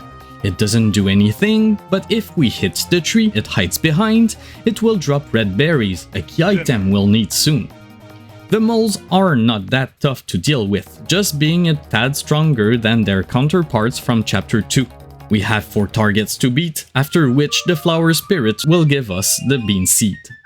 Now we have the seed on hand, but can't plant it yet since we're missing 2 other key items to make it grow: soil and water. The way isn't told this time, but if we explore a bit, we can find colored flowers guarding gates. They'll ask for food to open them, and just like Gourmet Guy in Chapter 4, they want a specific item. We did get some red berries earlier, maybe there's a red flower guarding a gate? Right on, there's one on the southwestern path. Giving it a berry of the same color makes it happy, so we can proceed.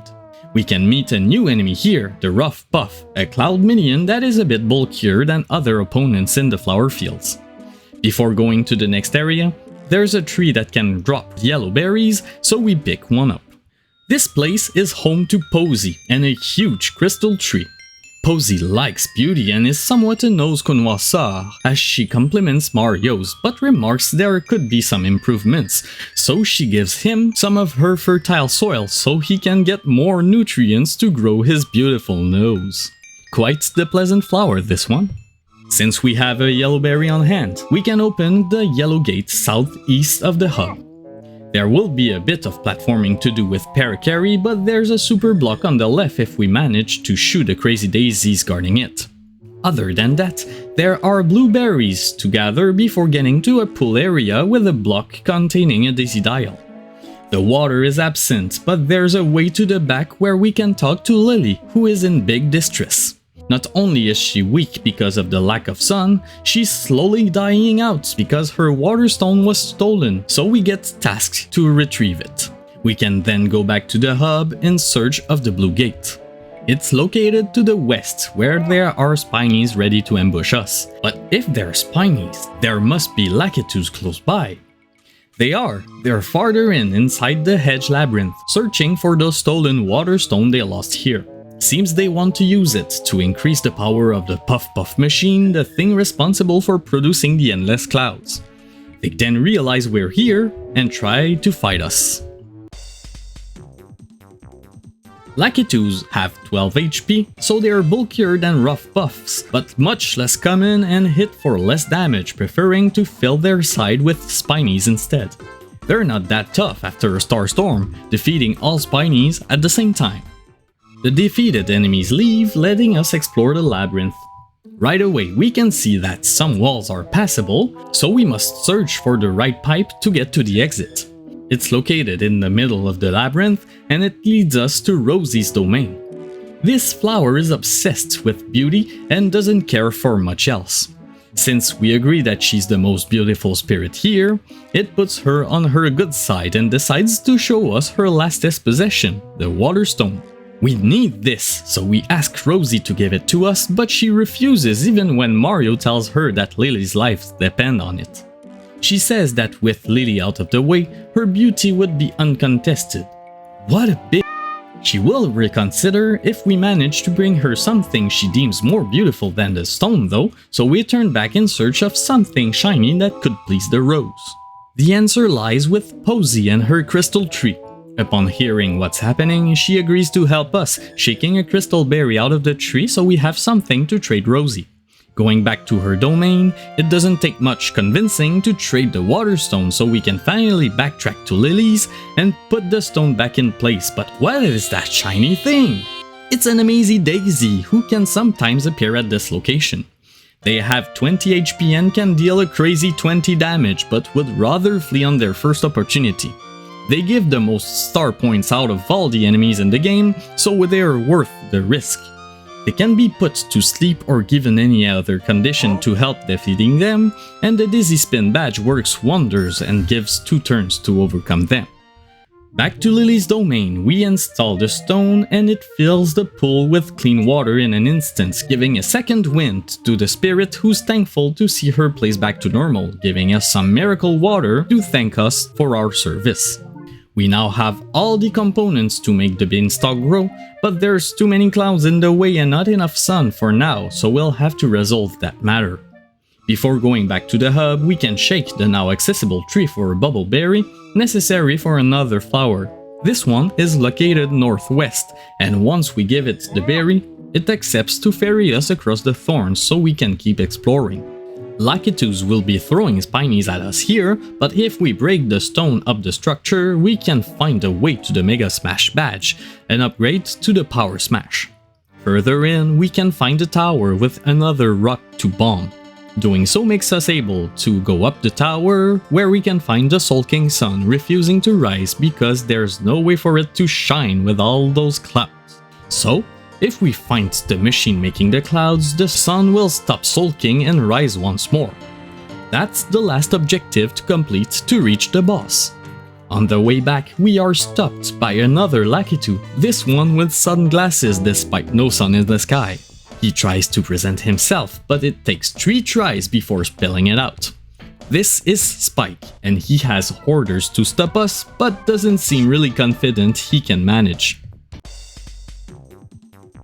Spike isn't difficult to defeat, having 50 HP and dealing 4 damage.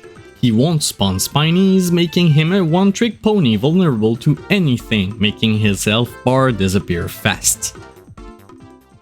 Once defeated, Spike accepts his fate and awaits the final blow when his girlfriend Lucky Lulu appears and defends the injured Spike, calling him lackluster, blowing away his thin cover-up. He wanted to sound strong and cool, but he's actually not that strong. It doesn't matter though. With a girlfriend like this, no need to pretend to be strong. You've already got it all, you lucky too.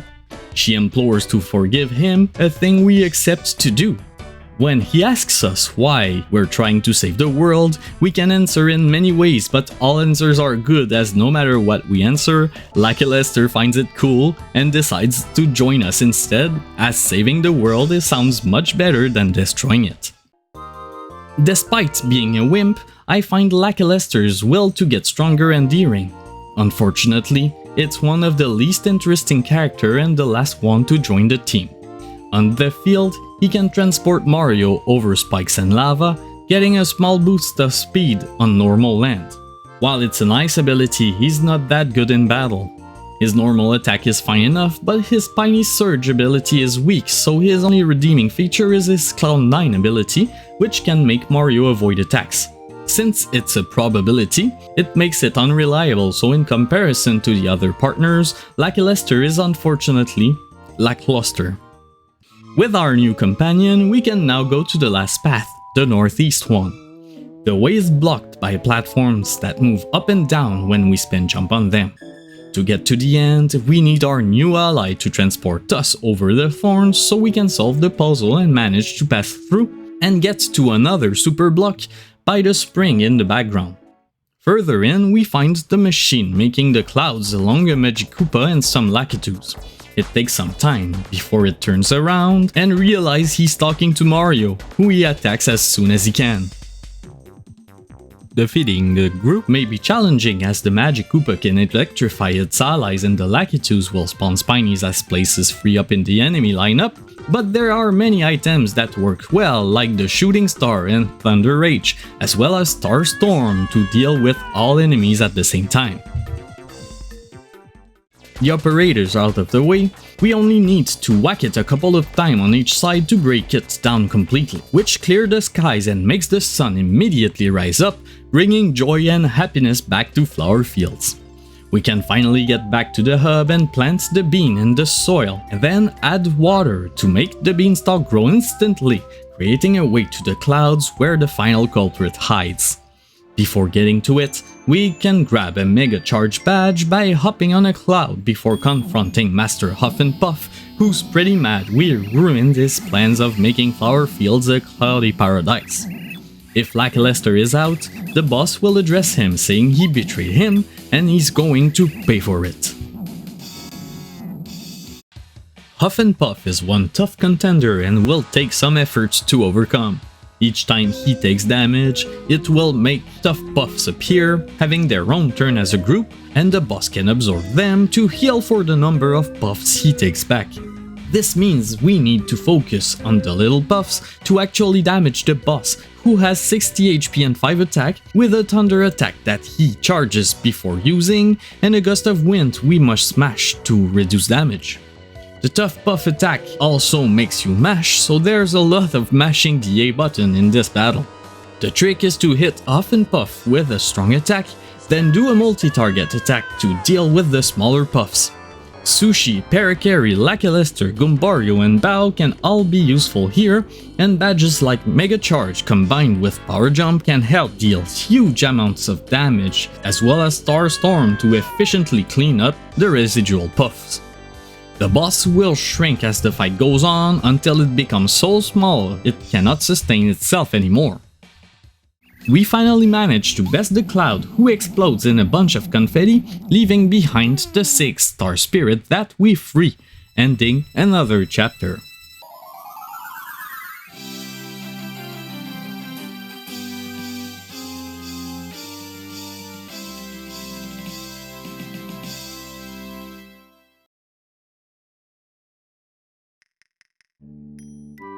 Last time we were with Peach, we just had won a slick new sneaky parasol, so she decides to leave her room again and try it out. We can use it on a Koopa Troll to turn into one, letting us explore the castle fully, as well as giving us the option to talk to every soldier patrolling. There is still one room we haven't seen yet.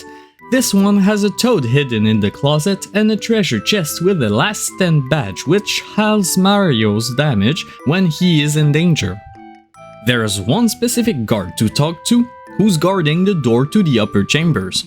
This guy is getting impatient to get off the clock, but his replacement hasn't come yet, so he tasks us to find a guy for him, giving us a key to unlock the last locked door in the castle. Outside, there's our target sleeping, so we turn into him and go back to the guard and relieve him from his duties, only to pass through the door once he's out of the picture. We go up the castle and onto a passage outside where Kami Koopa preparing things in case Mario manages to free the last star spirit.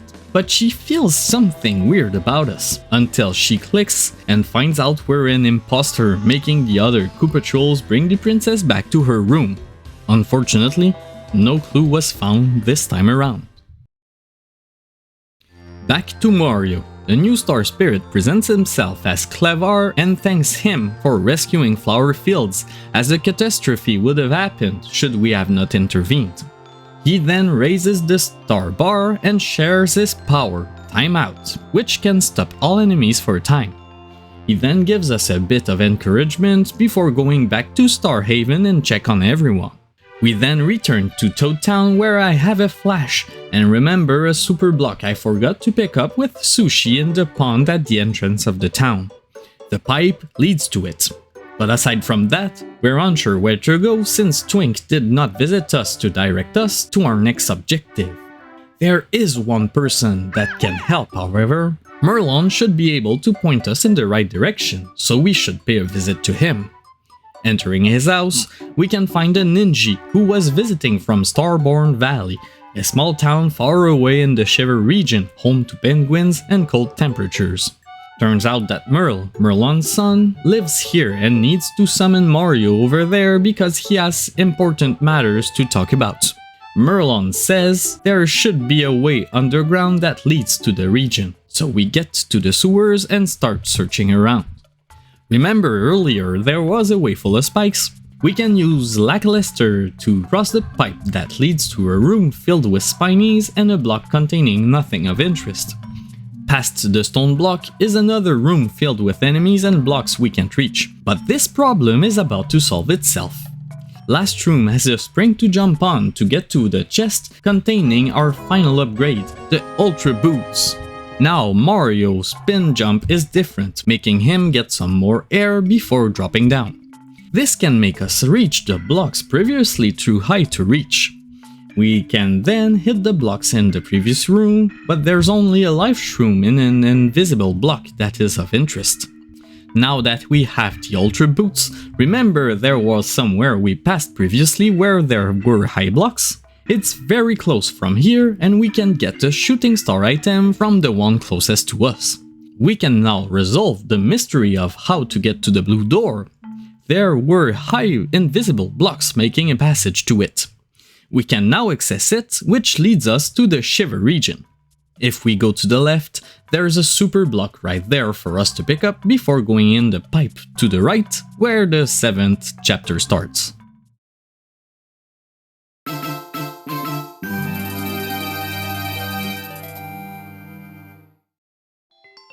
Welcome to Shiver City, home to penguins, where it's usually peaceful and uneventful. Our objective is to go to Starborn Valley, but we can't leave the town without the mayor's permission. His house is the farthest one on the left, so we'll go and visit him to ask for passage. Just before that, there's a house without a door, but we can get in by the neighboring house, where there's a way to the 2nd floor by jumping on the furniture, exit via the window and jump to the other house, where we can find a chest containing an Attack FXE badge. We then get to the mayor's house, where his wife welcomes us in and says he is in the next room. We enter it to find the mayor, but not in an active state. We find him slump on the floor, motionless. No response when we try to talk to him, but there seems to be a piece of paper in his flipper saying Herringway. At that moment, the wife enters the room and sees her husband on the floor, goes to inspect it, and immediately panics thinking the mayor was unalive, starting a penguin murder mystery. She goes and gets the detective penguin and comes back so he can check the body and immediately confirms he's not of this world anymore as well.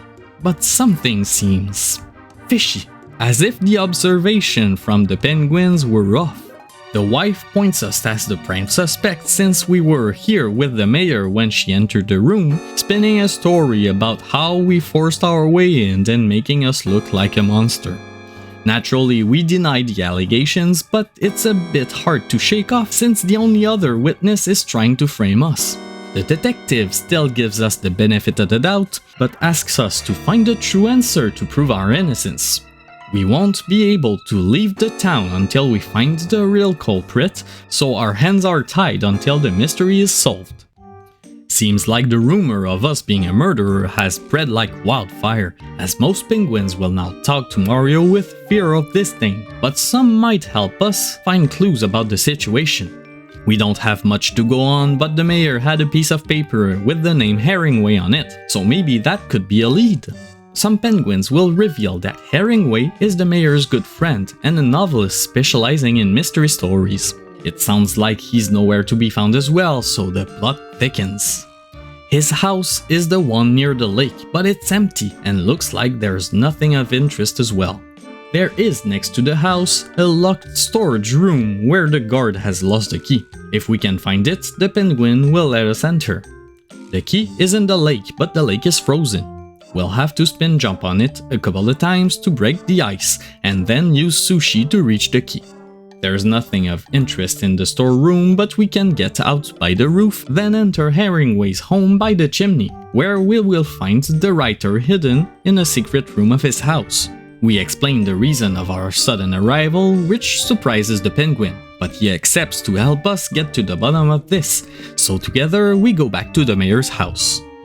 Entering the crime scene, we talk to the detective who's willing to hear us out this time, so we tell him about the piece of paper in the mayor's flipper. It's still there, and this evidence makes the investigator accuse Herringway instead without even trying to make sense of the rest of the story. Seems like the novelist is the only one here with a clear head, as he calls the detective's logic ridiculous and starts to bicker with each other. The wife still insists on Mario being the culprit though.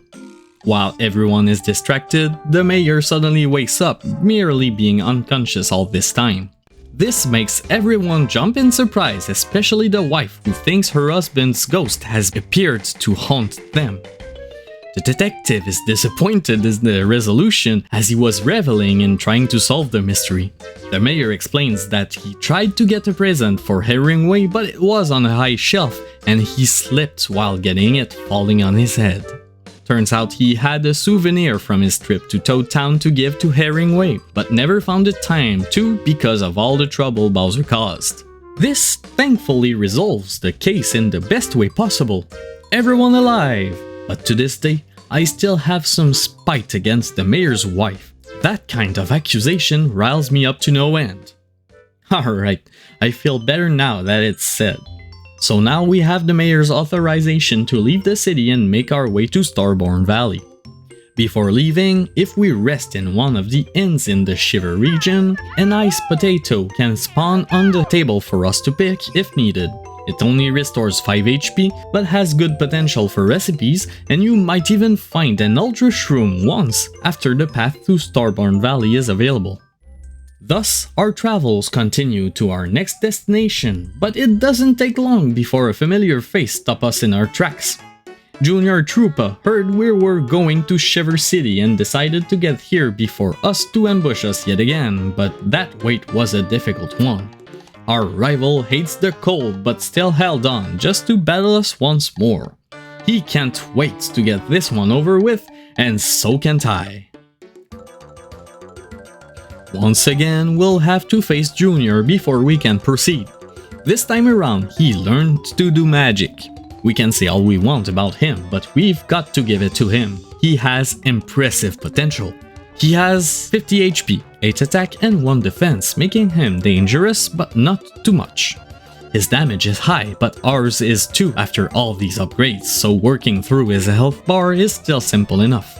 Any high damage badge or partner attack will work well here. Defeated once again, Junior lies in the middle of the road, unable to leave to get to warmth. If we leave this screen and come back, he'll be frozen solid. That's what you get for not getting the hint. We keep going to find a zone in the mountains with snowmen that have some accessories missing and trees that act weird when hit with the hammer. We can find the letter in one of those trees, but that's about what we can do here. Next section, we'll start to see enemies, frost piranhas and gulpits. Frost piranhas are the worst as they can freeze Mario, preventing him from acting and defending, while gulpits can do high damage as long as there's a pile of rocks. They like to appear in big groups and they're quite the headache to beat, but the trade-off is that they offer a reasonable amount of star points when you first meet them. There's a letter behind the ice here, just before jumping up the cliff, where a new monster will try to intimidate us, but it's quite underwhelming. When the monster sees we're not scared, it tries to battle with us, but it's not even a challenge, the monster can't really fight. That's because it's not a monster, it's a bunch of star kids disguised as an enemy. They were guarding the entrance to our destination, which means we've arrived at Starborn Valley. Right away, we meet with Merle, the caretaker of the Star Kids and the target of our mission. We were expected, thanks to the Ninja Messenger, but we'll talk at his home because Merle can't focus in the cold. Twink also comes from here. He was the last Star Child to rise to Star Haven before Bowser took the Star Rod, and it seems he was deserving of it too, as he was seen by his peers as kind and thoughtful to everyone else.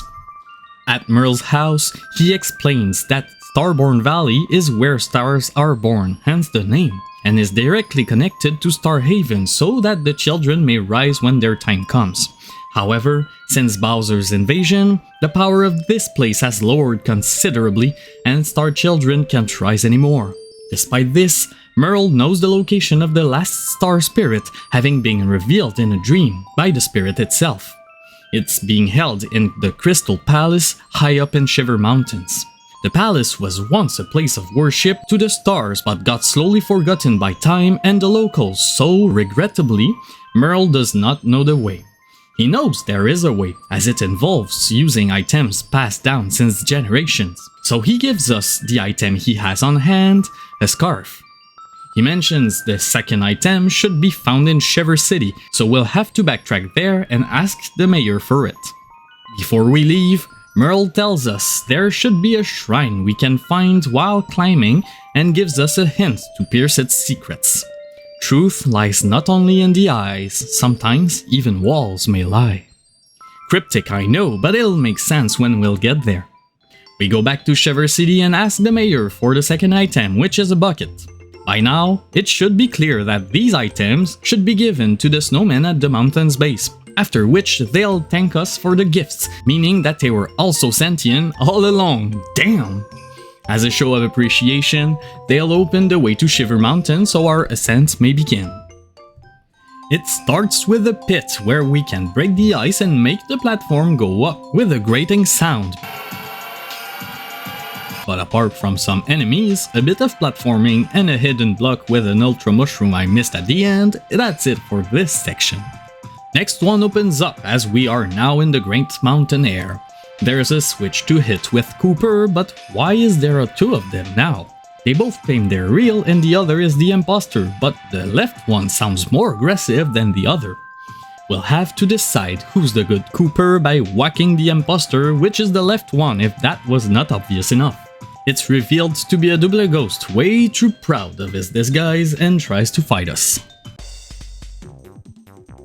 Duple ghosts are trivial enemies that may have 15 HP and hit for 4 damage, but like to transform into the chosen partner, making them gain their traits and abilities, but never stay alive long enough to use their skills. We can find a pebble on the down path. It's not good, but we'll find a use for it soon. A bit farther, we can find another super block lying around and white clubbers, a regular clubber enhanced by the cold climate. They're more manageable than the enemies encountered closer to civilization and gives the same amount of star points. Next section begins with items in rocky structures. If we want one of them, we'll have to trade it for another one as a wall will pop up once we remove the item from the socket. That's the pebble's use. We can take any item and replace it with something we don't need. We then reach an altar with a star-shaped socket. None of our items can fit, but at the very end of the path is a crack we can bomb with Vomit. That leads us into a room with... nothing. That's strange, but Merle's words are ringing in my head. Eyes not seeing, walls lying. Wait, why is Bombette going through the wall? And that's when it makes sense. The legend we were told was about this place. The walls are not real, so we can pass through. On this side, we can find the star-shaped item we need, but it's entrapped in ice. The spirit of a star person thing then appears in front of Mario, saying we were expected once again. This is Madame Merlard, Messenger of the Stars, also doubling as Merlon's ancestor. They told her of our forthcoming to this place and she has some information to give us. It's not relevant as she tends to over-detail her story, a trait that was shared through generations. At the end of her speech, she finally brings out the Star Stone from its prison so we can pick it up, put it in its socket, and see the path to the Crystal Palace appear before us. During the ascent, we can find the Mega Jump Badge, a save block, and a refresh station before reaching the palace. The gimmick here will be that huge reflection, which will come into play often during the exploration of the palace. This is the main corridor. At the end lies a locked door and a switch that changes the door to a blue one, also locked. We'll start by going through the door at the front where we can see an X here, but we move on. Next room will have some swoopulas, bats like swoopers that latch on Mario like jungle fuzzies. At the end, there will be a chest with a blue key, so that means we go back to the main room, switch to the blue door and proceed. There's another corridor with our reflection and a bombable wall. Behind this wall, we can find a block with coins in it, but seemingly nothing else. There's actually a secret to this room, as there's a passage behind the reflections here. The middle part is missing, so we can go through. It took me so long to get when I first played the game that I never forgot it, even if it's quite obvious. When we pass on the other side, we realize our reflections weren't exactly reflections, they were dupli-ghosts mimicking our moves. They're not a challenge, so we get rid of them, then resume exploring. We can even get out of the palace while on the other side and find a star piece in the little cave. We can then keep going by the back door that leads to an area similar to the front one. There's a super mushroom in the block and a patch we can break in here. Going at the end of the corridor will also net us another shooting star item. Down the patch is another chest, this one containing the Power Down Defense Up badge, which does as advertised. Since there's no way to go, we have to turn back. But remember that red X in the front room? Since we've broken the patch in the back room, there's a hole we can now jump and find another bombable wall, but this time Bomb-It will be duplicated. We'll have to find the imposters, each one has a weird way of talking, only our partner talks normally. We can then pick up the red key and go back to the main room, switch the doors once more and unlock the red room. There will be an opening here as well, so we can go front and back without a hassle because next area has a challenge. We must beat the white clubbers at the front so their statues in the back fade. There are 3 fights, each one adding a clubber, and in all of them will be a Magic Koopa for support. When it's taken care of, we can go to the back and proceed through the door where we'll need Bomb-It to remotely activate the red switch so we can go back to the front of the room and keep going. Passing the room with the enemies, we can see another reflection, Mario and Cooper showing us what to do. But then, imposters again. Come on guys!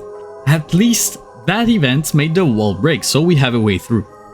The front door leads to a block with a maple syrup, a hidden panel and a huge statue we can't do anything with.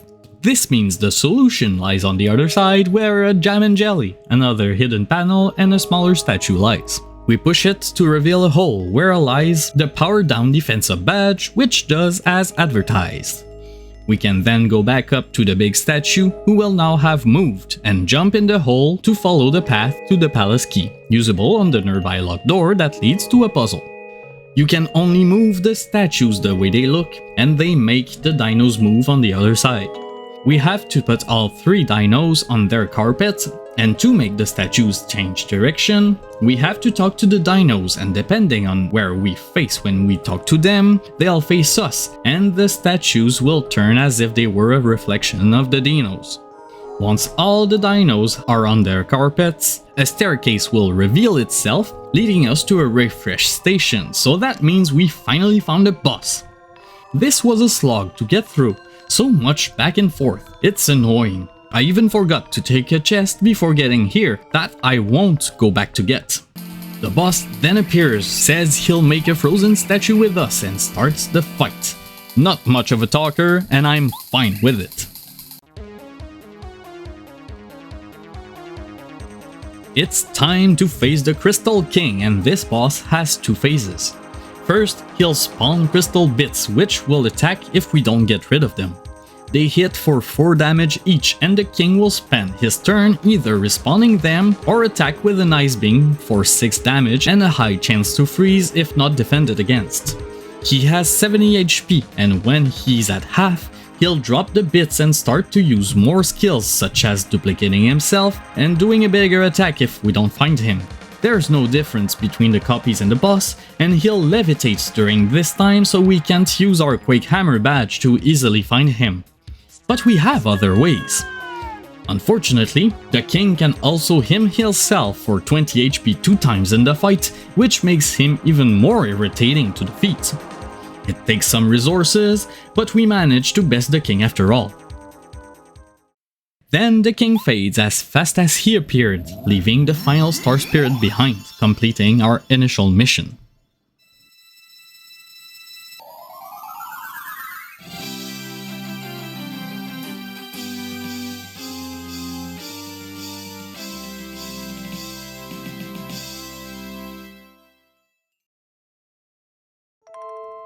Back to Peach, she's having a depression episode, not knowing if she's actually helping Mario or not.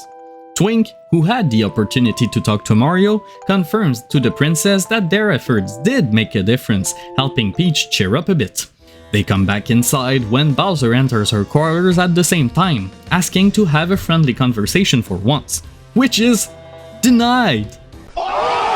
Peach says that Mario is coming, but Bowser laughs at the thought of it, as he still has the Star Rod in his possession, so he's invincible even if Mario would come.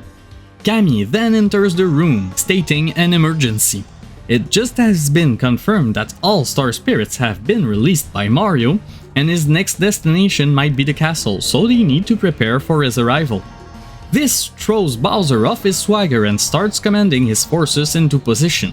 He'll bring Peach with him as a way to keep an eye on her and put her in the front row seat to see her savior crushed.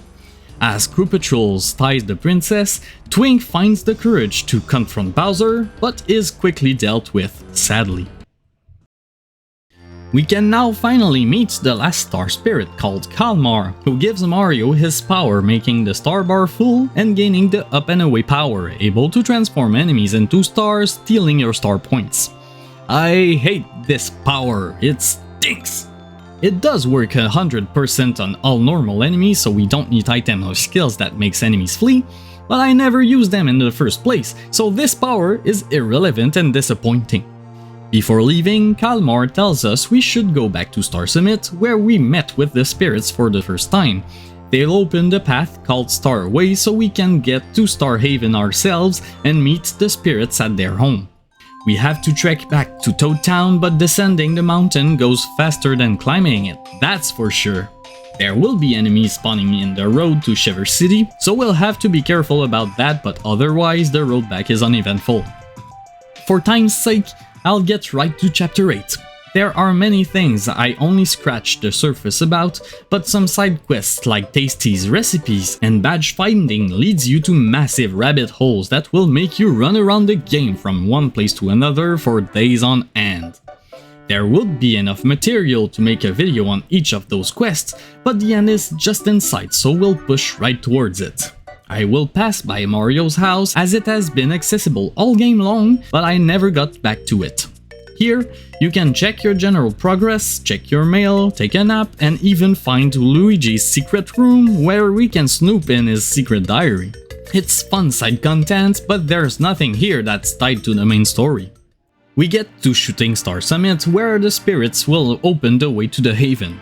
Now that their power are restored completely, they can take back some of the control Bowser took from them. A light pillar appears on the summit and we're beckoned in it, being lifted into the sky and to the Star Road, the way to the Haven. There will be some embers on the path, being generally weak, but can attack our partner and divide on hit. That's the only enemies here though, so equipping either Ice Power or Fire Shield badges and even Sushi's Tidal Wave will make the fights trivial, giving us another opportunity to level up in case we find our power lacking. The road to the Haven is surprisingly short and we arrive to find the place quite peaceful despite the chaos, so we can confirm the Star Spirit's return did contribute to the order of the place. The Haven is quite large too. There's an inn and a shop with good items in case we need restocking, but the sanctuary lies into the right of the village. Inside lies the spirits, ready to take the fight to Bowser's.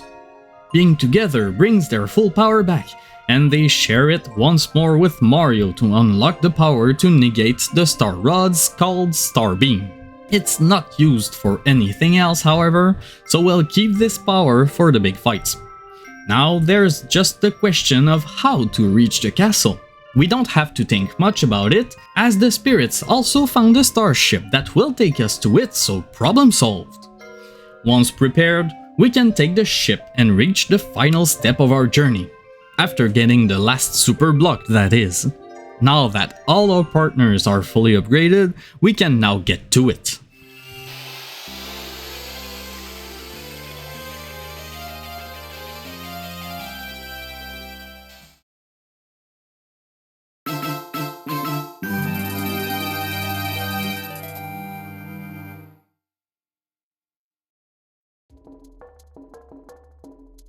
The ship takes Mario to the hangar just outside the castle.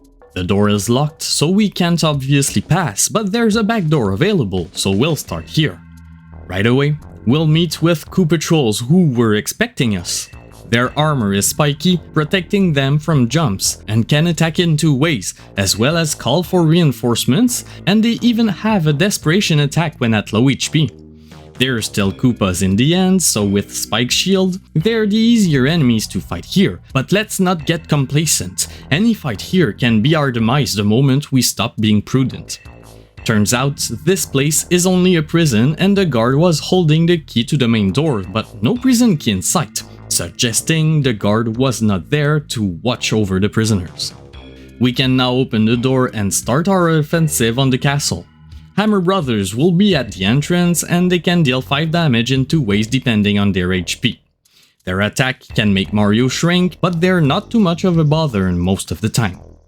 Past the corridor is a room with a Bowser door that can talk, and it asks us if we want to pass. It's a trick answer, but we have to say yes nonetheless. The door then asks us to come in front of it, and when we do, it opens a trap door, so Mario literally fell for it. We fall into prison, getting nagged by the door, saying it's impossible to get out of it, but will let us pass through if we ever manage to get out of our confinement. There's a hard block for a refresh, and there's a life shroom and tasty tonic in the boxes. To get out, we simply need to bust the wall open with Bommet, despite what the Bowser door said. Even our partner says the walls are weaker than in the Koopa Bros fortress. Next is a long corridor full of lava and platforming to do, so nothing of interest really, but Lackluster will be needed further in to cross over the lava to reach the switch that activates the moving platforms.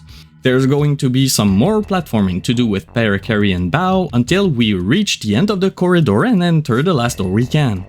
Up the stairs are some enemies in charge of guarding a switch, which means this one is important. The guards are a bit hesitant to get into a brawl with Mario, but they don't have much of a choice in the matter. Taking out the Magic Koopa first is recommended as he can buff and heal his allies. Pressing the switch stops the flow of lava, hardening it in the process so we can walk on it. That means we can now backtrack to a previous door now that we can navigate better, while being able to reach the Mystery and Thunder Rage items. We take the key in the chest so we can unlock the door at the far right. We'll then enter a cavern part where what will be required to see where we're going. There will be bony beetles here who have retractable spikes on their shells that can change their attack pattern and damage when out. They have low HP and a crippling weakness to fire, so they're generally not the most threatening of enemies here, but their attack with spikes has a lot of damage potential. The cavern is a bit maze-like, having many passages to take, sometimes needing to change partner to cross some gaps in the complete dark. There will be some items to pick up such as a POW block and a star storm, and the last part of the cave will require us to fall in the pits to get to the end. Finally, light is back. We can now push the block to reveal a door that leads us back to the Bowser door, astonished we managed to come back. Keeping his word, he lets us pass through.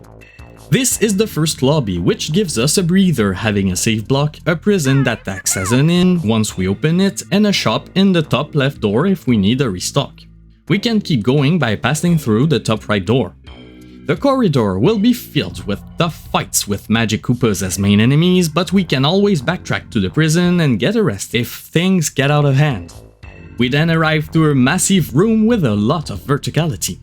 A spring is at the end near the locked door, so we need to get higher to find a peculiar chain that when pulled fills the room with water. We can then use Sushi to get to another part of the section to find another blue switch, this one making a spring appear so we can get a level higher and break the wall to find another blue switch that makes the way to the next chain to pull appear. Pulling this one raises the water level once more, making the required key accessible, but since the door is at the bottom floor, we need to drain all the water we filled the room with. Next challenge to overcome will be to get up the top while avoiding bombshell bills and fighting the blasters. They're really not playing around this time. Bombshells can hit for 6 damage and can hit even harder if they're not at full HP. Bombshell Bill Blasters are as tough as they can be, having 10 HP and 4 defense each, so they'll take some effort to defeat, but Starstorm can soften them quite well, and Watt's defense piercing properties are great too. We'll need to fight off 5 batches of cannons, some with additional enemies before reaching the top. They are generous on experience, so it mellows the difficulty a bit if you manage to level up while getting up there. We'll face a new enemy here. Dry bones will start appearing from here on out. They're a pain to deal with. They crumble when their HP reaches 0 but won't be defeated or give XP. To get rid of them, we must use fire, which they can't handle as they take plus 10 damage from the element. Cooper will have a field day with them, and as is the constant with enemies in this chapter, they're very generous on star points, so it's recommended to beat them each time you encountered them to get these last minute stat boosts.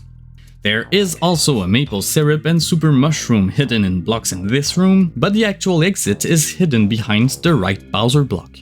It leads to another similar room with a locked door, but there's an exit behind the left block, and there's a refresh station right there to help keep our momentum.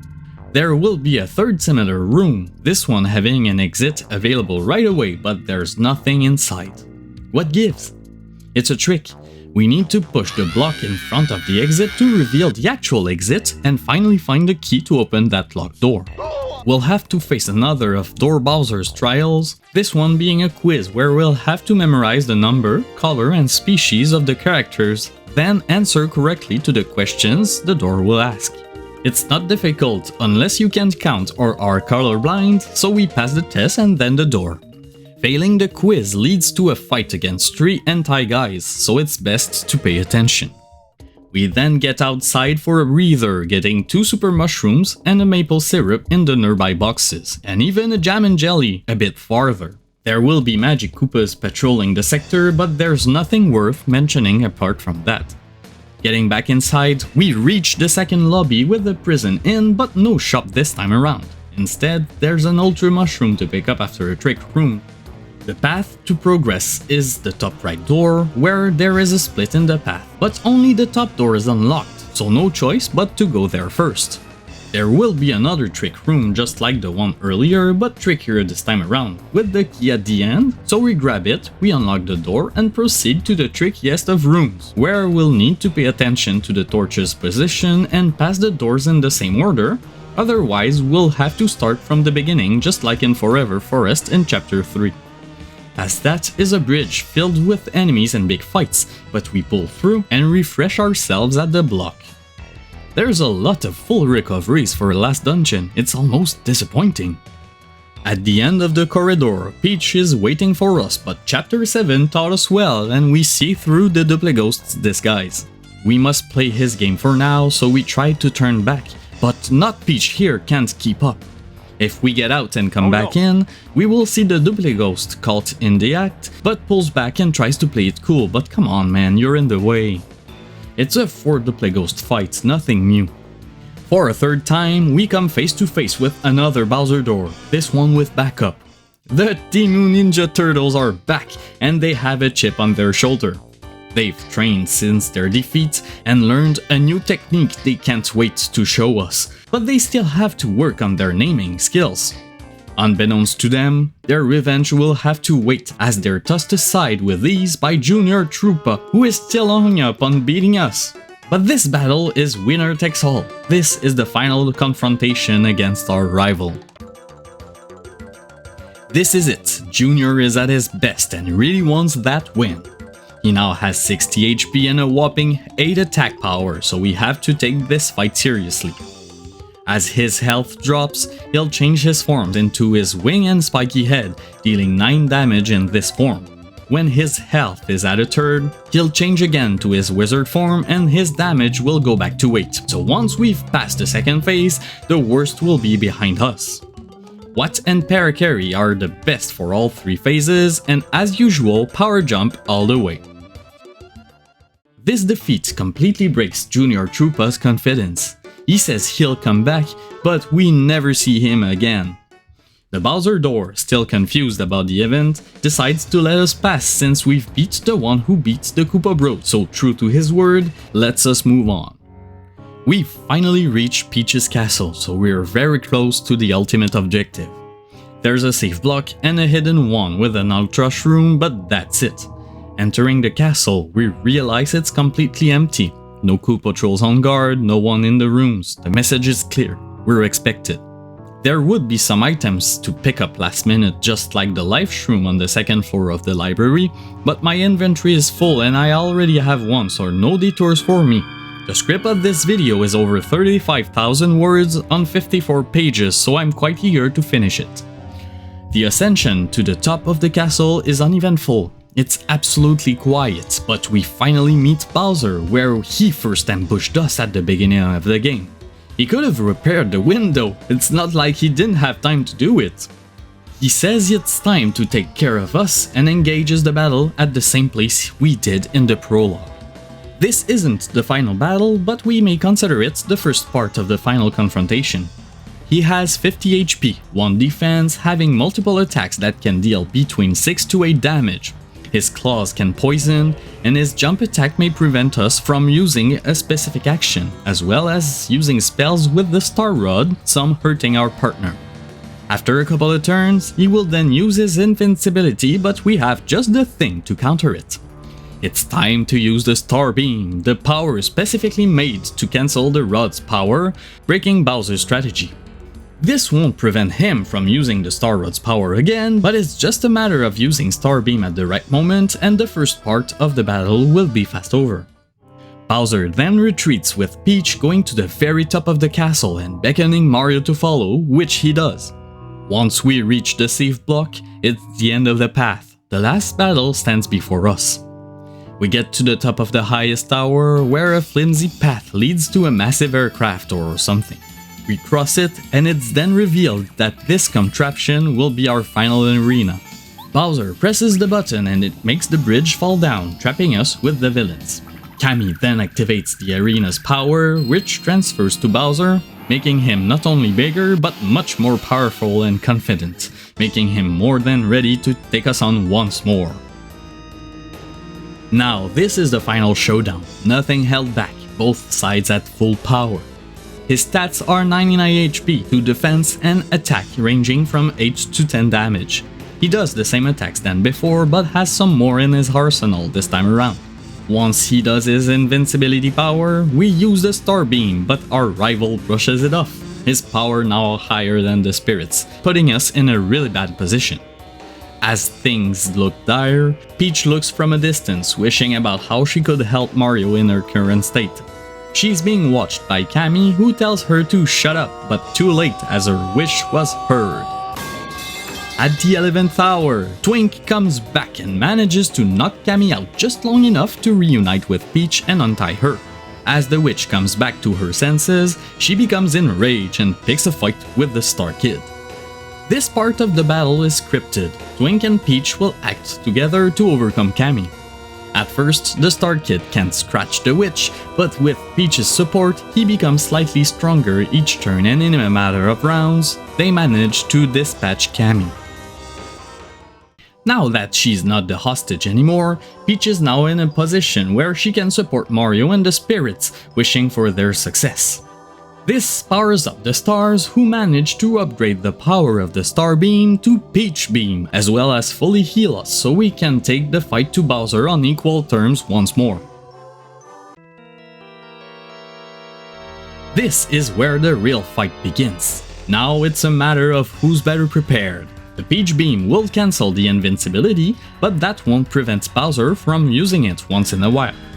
As his health goes down, he may use a healing power, restoring 30 HP each time he uses it, to a maximum of 3 times, so we may have to deal a total of 189 HP to beat him, which is the case in my game. That's just delaying the inevitable, as I still manage to overcome the big turtle with Power Jump, finally ending his mad schemes. The main piece toppled, Mario manages to recover the Star Rod from his nemesis and rescued our princess. Talk about doing the work! The danger is not behind us, however, as the arena we're on is breaking out of the enemy's control due to the intensity of the battle. This excess of energy is being transferred to Bowser's castle, so in short, everything is about to blow up. This sucks. After all this adventure, we're destined to be blown to smithereens.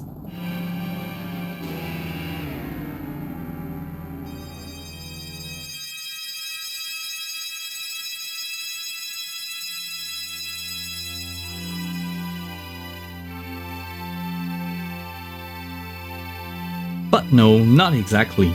We had the Star Rod in hand and the Star Spirits protected us and Peach's castle, slowly descending it back to where it should be.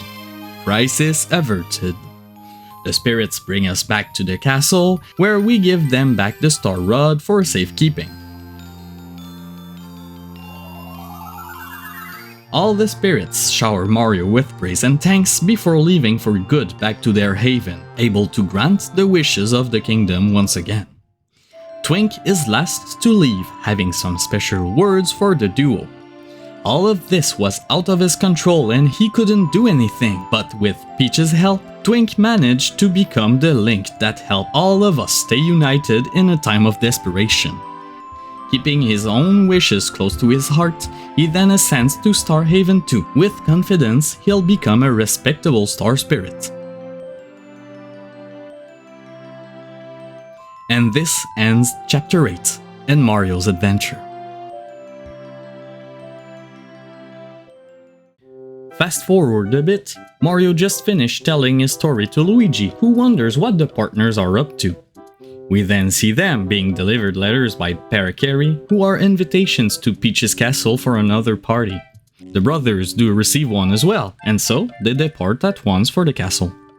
In town, Luigi leaves Mario early, stating he has something of importance to do.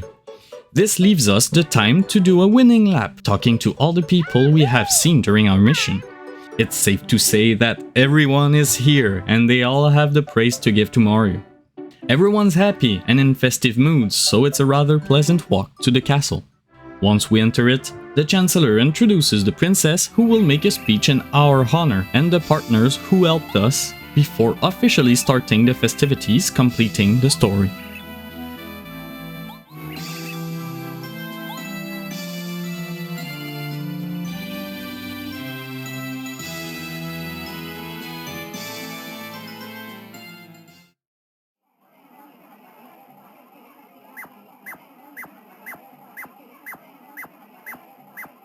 The credits scene is a parade led by Luigi, which is why he left Mario early in town.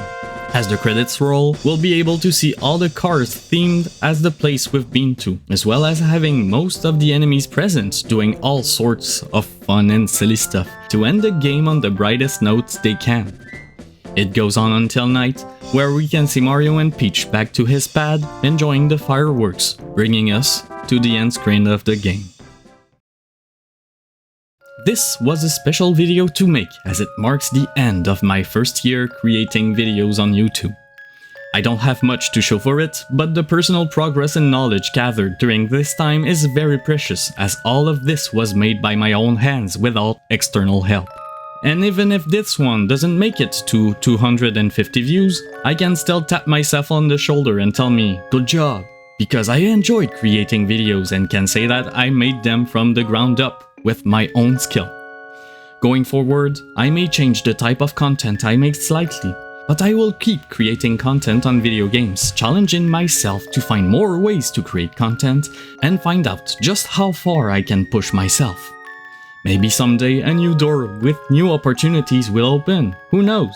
But for now, if you're still here, thank you sincerely, and I hope you've enjoyed the video. Until the next one, take care.